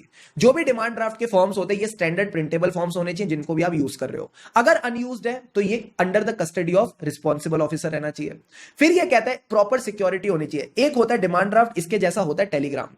तो जो टेलीग्राम होता है उसमें क्या होता है, कोडिंग होती है। There should be a private code known to the responsible officer. वही ऑफिसर क्या करेगा, कोड से कोडिंग और डिकोडिंग, ठीक है सर। डिमांड ड्राफ्ट को कैसे चेक करेंगे, सही है कि नहीं, इसका सिग्नेचर चेक करेंगे from the specimen signature book. Forms और सिक्योरिटी तो हो गया। फिर ये कह रहा है जो भी ब्रांच डिमांड ड्राफ्ट इशू करेगी वो कंफर्म करेगी by advice to the other branch. फिर जो ब्रांच पेमेंट करेगी वो डेबिट एडवाइस देगी टू द ओरिजिनेटिंग ब्रांच। ये डेबिट एडवाइस वाला पॉइंट याद रखना, सेकंड पॉइंट में काम आएगा। फिर एज अ ऑडिटर आप बस सैंपल बेसिस पे सारे पॉइंट्स को रजिस्टर से देख लो। अब जो ओल्ड आउटस्टैंडिंग डेबिट्स हैं, जो ओल्ड आउटस्टैंडिंग डेबिट्स हैं for the drafts which were paid without advice. तो अगर मान लो आईटीओ ब्रांच ने कुछ पेमेंट्स कर दी बिना किसी एडवाइस के अगर इसने पेमेंट कर दी तो इसके ओल्ड आउटस्टैंडिंग डेबिट बैलेंसेस होंगे। उन ओल्ड आउटस्टैंडिंग डेबिट बैलेंसेस को आपने चेक करके चलना है for the drafts which were paid without advice. And आखिरी में जो भी हाई वैल्यू बैलेंसेज है, जो भी लार्ज अमाउंट ऑफ बैलेंसेज है आउटस्टैंडिंग ऑन 31st मार्च, उनकी पेमेंट तो पक्का हुई होगी in the next few days. तो जो भी सब्सिक्वेंट पेमेंट्स हैं, that is the correspondence with the branches after the balance sheet date, जो भी कॉरेस्पॉन्डेंस है with the branches after the year end, उनको आप चेक कर सकते हो to verify large value of items outstanding on the balance sheet date. तो एक छोटा सा टॉपिक पढ़ा था about the verification of capital risk adequacy ratio. Same topic हम पढ़ते हैं एनबीएफसी ऑडिट में, हम सबको पता है कैपिटल एडिक्वेसी रेशियो क्या होता है, capital funds divided by risk weighted assets. साथ ही साथ डिनोमिनेटर में आपने एक चीज और लेनी है, that is the off balance sheet items, यानी जो आपकी कंटिजेंट लायबिलिटीज होती हैं। ठीक है सर, मल्टीप्लाई कर देना बाय 100। आरबीआई कहता है मिनिमम कैपिटल एडिक्वेसी रेशियो 9% रहता है। साथ ही साथ एनबीएफसी वाला भी रिवाइज कर लेते हैं। एनबीएफसी में कैपिटल एडिक्वेसी रेशियो कितना होना चाहिए, 15%, जिसमें आपके पास टीयर 1 और टीयर 2 दोनों कैपिटल्स आ जाती हैं। और अगर मैं टीयर 1 की ही बात करूं तो वो कितना होना चाहिए, 10% होना चाहिए। But if you land against gold jewellery, घर पे पड़ा है सोना फिर काहे को रोना, यानी अगर आप मन्नापुरम गोल्ड फाइनेंस हो जो गोल्ड के अगेंस्ट लैंडिंग करते हैं, तो उसके लिए क्या है, 12% का सीआरएआर होना चाहिए टीयर 1 का। ठीक है सर, ये सब छोटी छोटी बातें एमसीक्यू के पॉइंट ऑफ व्यू से याद रहनी चाहिए। अब सर क्या हुआ था 2008-9 के आसपास, क्या हुआ था सर, हमारे लेहमन ब्रदर्स के क्राइसिस हो गए थे। इस टाइम पे क्या हो रहा था सर, जो क्वालिटी ऑफ लैंडिंग थी ये बहुत ज्यादा बकवास हो गई थी, किसी को भी बैंक उठा के लोन दे देता था। ठीक है सर, इस वजह से क्या हो रहा था, बहुत सारे डिफॉल्ट्स बढ़ रहे थे। अब जब डिफॉल्ट बढ़ेंगे और डिपॉजिटर अपना पैसा लेने आएंगे, तो इनके पास क्या हुई, लिक्विडिटी की कमी हो गई। लिक्विडिटी की कमी हुई तो क्या हुआ, सेंट्रल बैंक ने कहा आपको अपनी कैपिटल बढ़ानी पड़ेगी, आपको अपने ओन फंड्स बढ़ाने पड़ेंगे, और ये जो ओन फंड्स हैं इनको आपको लिक्विड एसेट्स में रखना पड़ेगा, लिक्विडिटी भी बढ़ानी पड़ेगी, ताकि अगली बार अगर ऐसे कोई क्राइसिस हो तो शॉर्ट टर्म लिक्विडिटी मीट करने के लिए बैंक के पास इनफ पैसा होना चाहिए। तो ये लोग क्या लेके आए, बेसिल 3 का फ्रेमवर्क लेके आए, जिसमें इन्होंने कहा कि आपके पास प्रॉपर एडिक्वेट कैपिटल वगैरह होनी चाहिए, ताकि जो भी हमारे डिपॉजिटर्स हैं, शेयर होल्डर्स हैं, आप इनकी रिक्वायरमेंट्स को मीट कर सको। इसका एम बस यही था कि सर क्या, it is an art. Art का मतलब क्या था कि सपोज अगर कोई भी फाइनेंशियल और इकोनॉमिक क्राइसिस आते हैं, तो वो जो भी शॉक्स जनरेट करते हैं, you should be able to absorb it। तो A for ability to absorb the shocks in case of financial और economic stress। R का मतलब क्या था कि आप प्रॉपर रिस्क मैनेजमेंट कर पाओ, जो भी रिस्की पीपल हैं उनको आप पैसे ना दो, उनको आप पैसे देना अवॉइड करो, यानी proper risk management and governance practices. And T for transparency and disclosure standards, यानी जो भी आप कैपिटल मेंटेन कर रहे हो, जो भी आप लिक्विड एसेट्स मेंटेन कर रहे हो, उसकी आप प्रॉपर रिटर्न्स वगैरह फाइल करके चलते हो विद योर सेंट्रल बैंक। तो 3 चीजें ध्यान रखना सर, क्या, Basel 3 framework is an art. Art का क्या मतलब है, ability to absorb the shocks, risk management and governance practices and transparency and disclosure standards को आपने फॉलो करना है। इसके बाद सर हमने क्या किया था, इसके बाद हमने एक टॉपिक डिस्कस किया जिसका नाम था कंटिंजेंट लायबिलिटीज। सारे बच्चे मुझे बताओ, कंटिंजेंट लायबिलिटी में हमने क्या सीखा सर, इसका एक इंपॉर्टेंट टॉपिक है रिटर्न रिप्रेजेंटेशन, जो हम मैनेजमेंट से लेते हैं, May 22 एग्जाम में भी आया था 5 नंबर के लिए। तो सबसे पहले कंटिंजेंट लायबिलिटी का दूसरा नाम क्या है, ऑफ बैलेंस शीट आइटम्स, क्योंकि ये बैलेंस शीट के बाहर होती है तो हम इसको क्या बोलते हैं, ऑफ बैलेंस शीट ट्रांजैक्शन। तो ये कहते हैं सारी की सारी, कोई छूटनी नहीं चाहिए, सारी की सारी all the off balance sheet transaction they should B accounted in the books of account. ये आपके बुक्स ऑफ अकाउंट्स में यानी बैलेंस शीट के नीचे दिखनी चाहिए। दूसरी चीज, जब भी आपने कोई कंटिंजेंट लायबिलिटी करी, जैसे कि letter of credit, letter of comfort, वो आपने अपने जो भी बैंक के प्रोसीजर्स है उसके बाद किया होना चाहिए, फॉलो करने के बाद। एंड तीसरी चीज क्या है, तीसरी चीज कहती है they should be supported by the underlying document. तो ध्यान रखना सर, क्या, all the off balance sheet transaction, इसी के साथ 3 पॉइंट जोड़ दिए सर, क्या, accounted after supporting. Come on, say with me, accounted after supporting. Accounted after supporting मतलब accounted in the books of accounts, they are entered only after following the due procedure and they should be supported by the document। so they should be accounted after supporting। एक बार और बोलेंगे मजा आ जाएगा, all the off balance sheet transaction should be accounted after supporting। accounted after supporting मतलब they should be accounted in the books of account after following due procedure and supported by the underlying documents। Got it sir। अब contingent liabilities में हमको क्या चाहिए होता है, disclosure चाहिए होता है। So all the contingent liabilities have been disclosed. और अगर कंटिंजेंट लायबिलिटी के डिस्क्लोजर की बात करूं तो AS 29 इंड AS 37 क्या सिखाते हैं कि उसका फाइनेंशियल इफेक्ट दिखाना चाहिए। So do disclose their estimated financial effect as per your AS 29। तो यही 5 पॉइंट्स बस आपको ध्यान रख के चलने हैं। अब कंटिंजेंट लायबिलिटी के एग्जांपल आपको ऑलरेडी पता है, क्लेम्स अगेंस्ट द बैंक, जिसको हम लायबिलिटी नहीं मानते, डेट नहीं मानते। फिर 2 लायबिलिटी वाले point, liability for partly paid up investment. Partly paid up investment मतलब फेस वैल्यू 10 रुपए है, कॉल्ड अप मनी 8 रुपए है, तो कितना अनकॉल्ड पैसा है, 2। ये आपकी कंटिंजेंट लायबिलिटी, यानी जब भी कंपनी पैसा मंगाएगी आपको देना पड़ेगा। फिर ये कहता है liability on account of outstanding forex contracts. तो अगर बैंक ने कोई आउटस्टैंडिंग फॉरेक्स कॉन्ट्रैक्ट कर रखा है तो हो सकता है आगे जाके बैंक को उसमें कुछ आउटफ्लो हो, तो ये भी क्या है सर, ये भी आपकी कंटिंजेंट लायबिलिटी बन जाती है। देन गारंटी जो उसने किसी के बिहाफ पे दे रखी, चाहे विद इन इंडिया चाहे आउटसाइड इंडिया, या फिर AEOO। AEOO का क्या मतलब होता है, acceptance, endorsement and other obligation. जैसे कि आपके letters of credit and letters of comfort. तो यही 4-5 नाम बस आपने ध्यान में रख के चले, बेसिक बेसिक नाम है। एक हो गया आपका, क्या था पहला पॉइंट सर, क्लेम तो किया है सामने वाले ने बट हम उसको लाइबिलिटी नहीं मानते, so claims against the bank not acknowledged as debt. फिर मैंने बोली थी liability on account of partly paid up investment, और दूसरा लाइबिलिटी कौन सी थी सब मैं भी भूल गया, कौन सी लाइबिलिटी थी, आउटस्टैंडिंग फॉरेक्स कॉन्ट्रैक्ट। 2 बार रीड करोगे तो दिमाग में बैठेगा, एक बार वापस करते हैं। लाइबिलिटी कौन कौन सी sir, liability of your outstanding forex contract, and दूसरी लाइबिलिटी थी पार्टली पेड अप इन्वेस्टमेंट। फिर एक था एईओओ। एईओ का क्या मतलब था, acceptance endorsement and other obligation, और उसके बाद क्या था, गारंटी जो आपने दी है किसी के बिहाफ पे, ठीक है। 2 बार 3 बार रीड करेंगे, that's all that you need to do, ज्यादा इतना इंपॉर्टेंट टॉपिक नहीं है। फिर आते हैं sir audit procedure contingent liability के। सबसे पहले कहता है इंटरनल कंट्रोल्स, हमको इंटरनल कंट्रोल्स देख के चलने हैं कि इंटरनल कंट्रोल्स के हिसाब से ये प्रॉपर्ली ऑथोराइज्ड है या नहीं। दूसरी चीज हमको क्या देखनी होती है सर, इसमें हमको 2 लेटर्स देखने होते हैं, letter of credit, letter of comfort. जो भी लेटर ऑफ क्रेडिट है और उसके ऊपर आपने कोई पेमेंट वगैरह करी है, तो जिस भी बंदे को पेमेंट करी है, क्या उसने लेटर ऑफ क्रेडिट के जो आपके टर्म्स थे उसको फुलफिल किया कि नहीं। फिर दूसरा होता है लेटर ऑफ कंफर्ट। दोनों में फर्क क्या है सर, ये तो बैंक के लिए यू कैन से लाइबिलिटी बन जाती है, ये बैंक के लिए बाइंडिंग होता है जो लेटर ऑफ क्रेडिट है, बट जो लेटर ऑफ कंफर्ट है वो बाइंडिंग नहीं होता।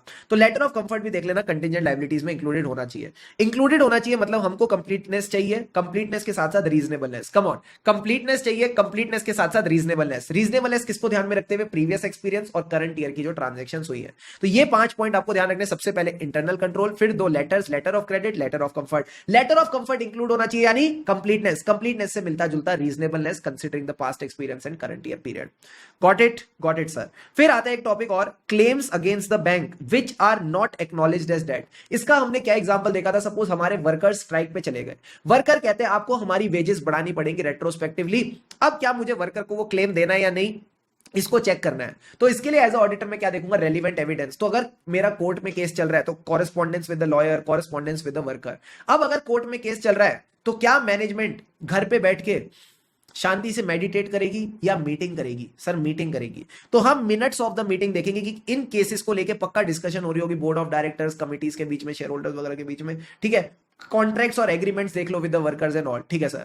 फिर मैनेजमेंट से पूछो अब स्टेटस क्या है। वो होता है ना, आपको पता है किसी के वहां दिक्कत चल रही है, फिर भी मन करता है कि अब पूछे तो सही दिक्कत का क्या हुआ, तो हम जाके उनसे पूछेंगे, मैनेजमेंट सुना है वर्कर्स ने तुम्हारे ऊपर केस कर दिया, हाँ जल्दी से बताओ इसका स्टेटस क्या है। So ascertain the status of the claim outstanding at the year end. और सिर्फ ईयर एंड में नहीं, बाद में जाके फिर परेशान करेंगे, क्या कोई सब्सिक्वेंट इवेंट हुआ, क्या कोई कोर्ट की कोई नई हियरिंग हुई जिससे हमें पता चल जाए कि कितना पैसा देना है वर्कर को, यानी हम सब्सिक्वेंट इवेंट भी देखेंगे। तो रेलिवेंट एविडेंस, मैनेजमेंट की मीटिंग, जैसी मैनेजमेंट मीटिंग से बाहर निकलती है टेंशन में, उनसे स्टेटस पूछ लो एट द ईयर एंड, ठीक है। और आखिरी में सब्सिक्वेंट इवेंट्स भी देखेंगे। तो ये 4 के 4 पॉइंट डन।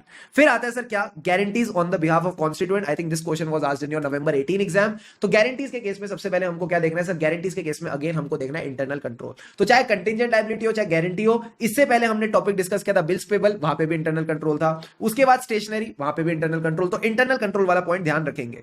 गारंटी के केस में 2 चीजें और क्या थी जो स्पेशल थी, गारंटी का रजिस्टर, गारंटी के फॉर्म। से विद मी, गारंटी का रजिस्टर, गारंटी के फॉर्म्स। तो जो भी गारंटी के फॉर्म्स यूज नहीं हुए, दे should be in the custody of responsible officer. जो गारंटी के रजिस्टर है, जो गारंटी आपकी एक्सपायर हो चुकी है, उनको मार्क ऑफ करके चलो, और जो गारंटी बच गई, दे should be included in your disclosure, they should B properly disclosed. और अगर गारंटी मेच्योर हो गई, यानी किसी ने गारंटी पे क्या कर दिया, क्लेम दे दिया, तो if the claim has reason, proper provision should be created as per AS 29। ये बेसिक सी बात आप ध्यान रखोगे। तो लास्ट बार गारंटी के केस में इंटरनल कंट्रोल, गारंटी का फॉर्म्स, गारंटी के रजिस्टर, जो भी गारंटी के फॉर्म्स है, they should be in the custody of responsible officer. Register में जो एक्सपायर्ड गारंटी है उसको मार्क ऑफ करेंगे, बची हुई गारंटी इसको डिस्क्लोज करेंगे। अगर गारंटी विकसित हो गई यानी उसमें क्लेम आ गया, तो हम उसका प्रोविजन बनाएंगे as per AS 29। Got it sir. हमने यहां पे एक फालतू की बात भी की थी सर, क्या, जो AS 29 होता है वो कहां आता है, तो एक तो कंटिजेंट लायबिलिटी का जो रिटर्न रिप्रेजेंटेशन वाला टॉपिक था उसमें फाइनेंशियल इफेक्ट में था।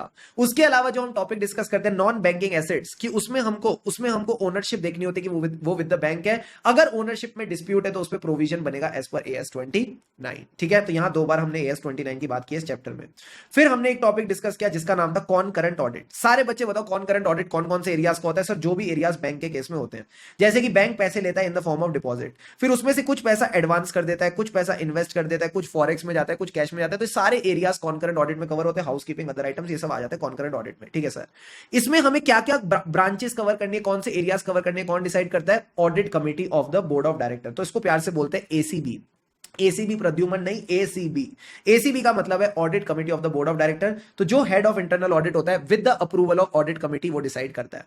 अब सर इसमें क्या क्या एरियाज ऑफ फोकस है? सबसे पहले कैश की बात करते हैं। कैश जैसे ही मैं बोलूंगा तुम लोग क्या शुरू कर दोगे? आए हाय ओए होए, आए हाय ओए होए। सर आए हाय ओए होए का क्या मतलब है? सबसे पहले कैश आएगी फिर कैश जाएगी। अच्छा, क्या कॉन्करेंट ऑडिटर इतना वेला है कि वो सारी कैश पे फोकस करेगा? नहीं, जो एबनॉर्मली हाई है। सो एबनॉर्मली हाई का क्या मतलब है? Check the cash transaction with respect to abnormally high cash receipts, cash payment. इसका दूसरा नाम क्या है? Inward remittance, outward remittance. 2 point तो हो गए सर। अब पेमेंट्स को लेके ही थर्ड पॉइंट हम एक और बनाएंगे, check the cash payments of sizeable amount. अब जब मैं आए हुए कर रहा हूं तो यहां पे कौन सा बॉडी पार्ट यूज हो रहा है? चेस्ट। तो चेस्ट वाला पॉइंट भी ध्यान रखेंगे, proper accounting of the currency chest transaction and reporting to RBI. Got it sir. फिर आएगा सर हमारे पास इन्वेस्टमेंट। जो इन्वेस्टमेंट है इसको लेके हमको कौन सा पॉइंट डिस्कस करना है? Best part about this points was ये हम ऑलरेडी पढ़ चुके हैं। तो आईसीआई भी क्या करता है, इसमें से उन टॉपिक्स पे क्वेश्चन पूछता है जो नए हैं। तो इन पॉइंट्स को फिर भी हम इसलिए कवर कर रहे हैं as a provision for doubtful debt, कि अगर कल को आईसीआई ने पूछ लिया we should be ready for it. अब इन्वेस्टमेंट्स को लेके भी क्या था? Again purchase and sale. जो भी परचेज ऑफ इन्वेस्टमेंट होगी और सेल ऑफ इन्वेस्टमेंट होगी वो किसके हिसाब से होनी चाहिए? हेड ऑफिस के हिसाब से। और जिस रेट पे होगी that should be beneficial to the bank. उसके बाद मैंने कहा जो सिक्योरिटीज मेरी बुक में आ रही है परचेज में वो मेरे पास फिजिकली भी अवेलेबल होनी चाहिए। एंड लास्ट में हेड ऑफिस वाला एक और पॉइंट कि आपने कंप्लाई करना है with RBI and head office की गाइडलाइन। फिर आता है सर एडवांसेस। एडवांसेस का 3 स्टेप प्रोसेस। मैंने सैंक्शन किया, क्या मिली? सिक्योरिटी। जैसी सिक्योरिटी ली, पैसा दिया, तो उसके बाद क्या होगा? Post disbursement supervision and follow up. मैं फॉलोअप वगैरह करूंगा कि टाइम पे पैसा आ रहा है कि नहीं। तो 3 चीजें क्या होती है? Sanction, security, post disbursement supervision and follow up. अब सर बचे हुए 3 पॉइंट्स क्या आते हैं? एलसीबीजी, ईसीजीसी, डीआईसीजीसी। फिर से बोलो मेरे साथ, एलसीबीजी, ईसीजीसी, डीआईसीजीसी। एलसीबीजी, ईसीजीसी, डीआईसीजीसी का क्या मतलब है? जो भी लेटर ऑफ क्रेडिट्स है वो प्रॉपर ऑथोराइज्ड पर्सन देगा, यानी जिसके पास पावर है वही उसको दे सकता है। बीजी का मतलब है जो भी बैंक गारंटीज हैं अगेन वो गारंटी के रजिस्टर में आनी चाहिए। ईसीजीसी, डीआईसीजीसी मतलब सपोज आपका कोई एडवांस था जिस यहां पे कोई डिफॉल्ट वगैरह हो गया है तो उसकी जो इंश्योरेंस के क्लेम्स है आप इन इंश्योरेंस प्रोवाइडर्स को दे सकते हो। यानी ईसीजीसी मतलब export credit guarantee corporation, DICGC मतलब deposit insurance credit guarantee corporation. Got it sir. फिर फॉरेक्स वाले पॉइंट जल्दी से बताओ, मैंने आपको पढ़ाया था या एएफएम वाले फैकल्टी ने? एएफएम वाले फैकल्टी ने। तो जो भी आपके फॉरेक्स में क्वेश्चंस बनते हैं बस उनको आपने सेंटेंसेस में लिखना है, जैसे कि bills negotiated under letter of credit. दूसरा, extension and cancellation of the forward contract. फिर हमारे 2 favourite account, nostro account, nostro and vostro account. तो ensure the balances in nostro account within the limit, verify the transactions and balances in nostro and vostro account. And जो भी forex transaction है वो RBI और head office के हिसाब से होनी चाहिए। Last time letter of credit वाला question, extension and cancellation of forward contract वाला क्वेश्चन, नोस्ट्रो वोस्ट्रो वाली बातें हो गई, और आखिरी में आ गया compliance with RBI and head office की गाइडलाइन। ठीक है, 2 बार आईसीआई ने सवाल पूछा है, one of the favourite questions of ICI. इसके बाद हमने बात की थी कॉन्करेंट ऑडिटर को अपॉइंट कौन करेगा या कहां से आएगा। तो इंटरनल ऑडिटर भी हो सकता है, मतलब फर्म कंपनी का खुद का एम्प्लॉय भी, और किसी एक्सटर्नल पर्सन को भी। जो कंपनी का खुद का पर्सन होगा उसके पास प्रॉपर एक्सपीरियंस होना चाहिए, ट्रेनिंग होनी चाहिए, एक्सपर्टीज होनी चाहिए। अगर मैं बाहर का बंदा लेके आ रहा हूं तो मैक्सिमम कितने साल के लिए लेके आऊंगा? 5 साल के लिए। अगर मैं किसी ब्रांच के लिए कॉन्करेंट ऑडिट करा रहा हूं तो उस ब्रांच के लिए मैक्सिमम 3 साल के लिए। तो ओवरऑल लिमिट जो थी मेरे कॉन्करेंट ऑडिटर की कितनी थी? 5 साल। 5 में से भी ब्रांच वाइज कितनी लिमिट होती? 3 साल। अब सर इसकी रिपोर्टिंग कैसे होगी? मैंने कहा प्रॉपर तरीके से। एक तो हमें स्ट्रक्चर्ड फॉर्मेट में रिपोर्टिंग करनी है, where we will report to the audit committee board. Structured format का मतलब है प्रॉपर जोन वाइज रिपोर्टिंग। याद रहे, रिपोर्ट सबमिट करने से पहले discuss the issues with the branch manager. जो भी आपका ब्रांच मैनेजर है उसके साथ हमें क्या करना है? इंपॉर्टेंट इश्यूज डिस्कस करेंगे ताकि उसका व्यू पॉइंट मिल पाए and we can clarify the doubts. अब सर ये जो इश्यूज थे, 2 तरह के इश्यूज बता दो मुझे। एक तो माइनर इरेगुलरिटीज, ठीक है, एक आ गई हमारे पास serious irregularities.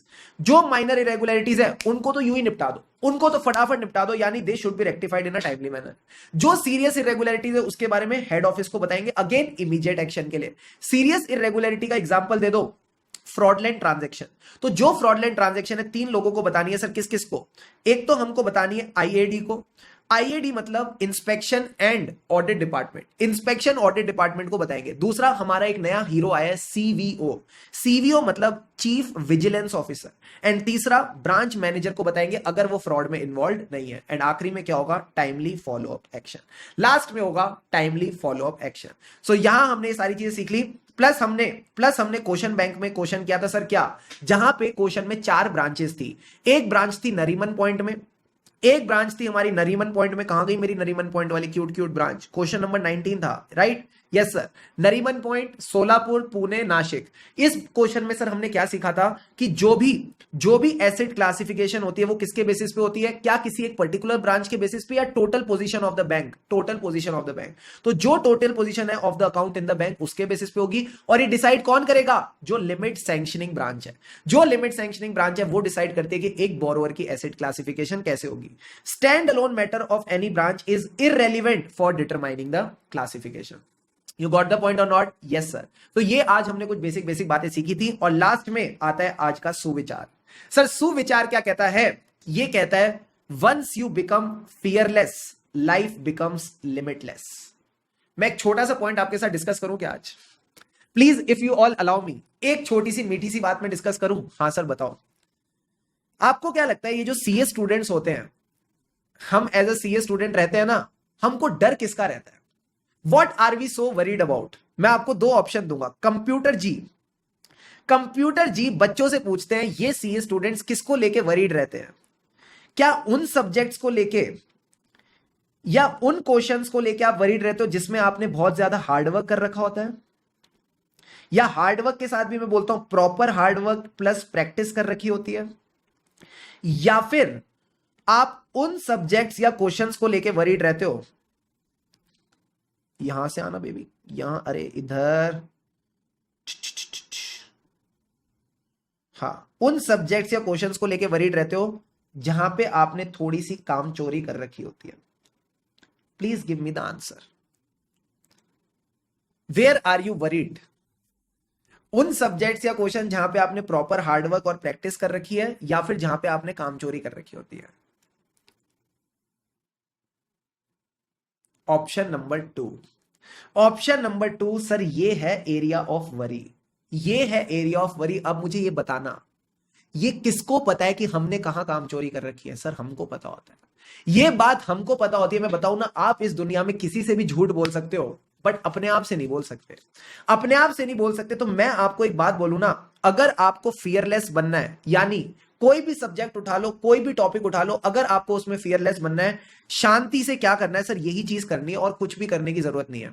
Trust me when I से this, trust me when I से दिस। दिक्कत क्या आती है ना, अपने को चाहिए quick results. Swiggy, Zomato, Blinkit, इस सब के जमाने में हमको चाहिए क्विक रिजल्ट्स। हमको लगता है सब कुछ जल्दी जल्दी क्यों नहीं हो रहा? अरे भाई चीजों को टाइम देना पड़ता है, चीजों को टाइम देना पड़ता है। आप सोचो, अगर ये जो बैंक ऑडिट पूरा हमने कवर किया आज तक, ठीक है, around it took us around good 4 classes. अगर यही बैंक ऑडिट को लेके लेट से मैंने आपको एक ओवरव्यू दे दिया होता, मैंने आपको बता दिया होता हाँ ऐसे ऐसे होता है, ये एडवांसेस का मतलब है, ये कैश का मतलब है, कुछ चेक ट्रंकेशन सिस्टम भी करके कुछ रहता है, क्या आपको लगता है कि वो सारे वो जो कॉन्सेप्ट्स को लेके अभी आपके पास एक लेवल ऑफ कंफर्ट है वो आ पाता या नहीं आ पाता? सर कभी भी नहीं आ पाता। और सोचो आप सेल्फ बैठते बैंक ऑडिट को करने, do you think it would have been like a very easy job? The answer is no. तो व्हाई डू यू थिंक कि हमको एक लेवल ऑफ कंफर्ट आ पाया? क्योंकि आपने पेशेंटली एकदम डिसिप्लिन के साथ प्रॉपर्ली क्लासेस को अटेंड किया, प्रॉपर्ली प्रॉपर कॉन्सेप्ट्स को समझा। एंड अभी भी आप रिवीजन सेशन में बैठे हुए हो, अभी भी आप रिवीजन सेशन में बैठे हो। आपके पास पूरा ऑप्शन था कि भाई क्लास ओवर हो गई, बस ठीक है, सर का काम है रिवीजन कराना, कराते रहेंगे, मैं चला जाता हूं। But still you are there. You know why? Because you care about yourself, you care about your results. And मैं बताऊं, आप ही के जैसे बच्चे होते हैं जो पास होते हैं। ट्रस्ट मी व्हेन आई से दिस। तो डर की ना कोई जगह होनी नहीं चाहिए। अगर डरना भी है ना तो डर पता है अच्छी किस चीज में फील दे सकता है? डर ये होना चाहिए कि भाई हाँ, अब अगर मुझे डर है मान लो रिजल्ट का, डर है मान लो किसी भी कॉन्सेप्ट का, तो मेरे को इतना पता होना चाहिए कि मुझे इस कॉन्सेप्ट को लेकर डर लग रहा है ना, मतलब मुझे यहां पे थोड़ी और मेहनत करने की जरूरत है। जहां मैंने थोड़ी और मेहनत कर ली, मुझे मजा आ जाएगा। तो ये अब आपको कोई बताएगा नहीं कि आपने यहां पे फोकस करना है, आपने यहां पे प्रैक्टिस करनी है। आप ये सोचो आपको डर किस चीज का लग रहा है। जिस भी चीज का डर लग रहा है ना, वो आपको हेल्प कर रहा है ये जानने में।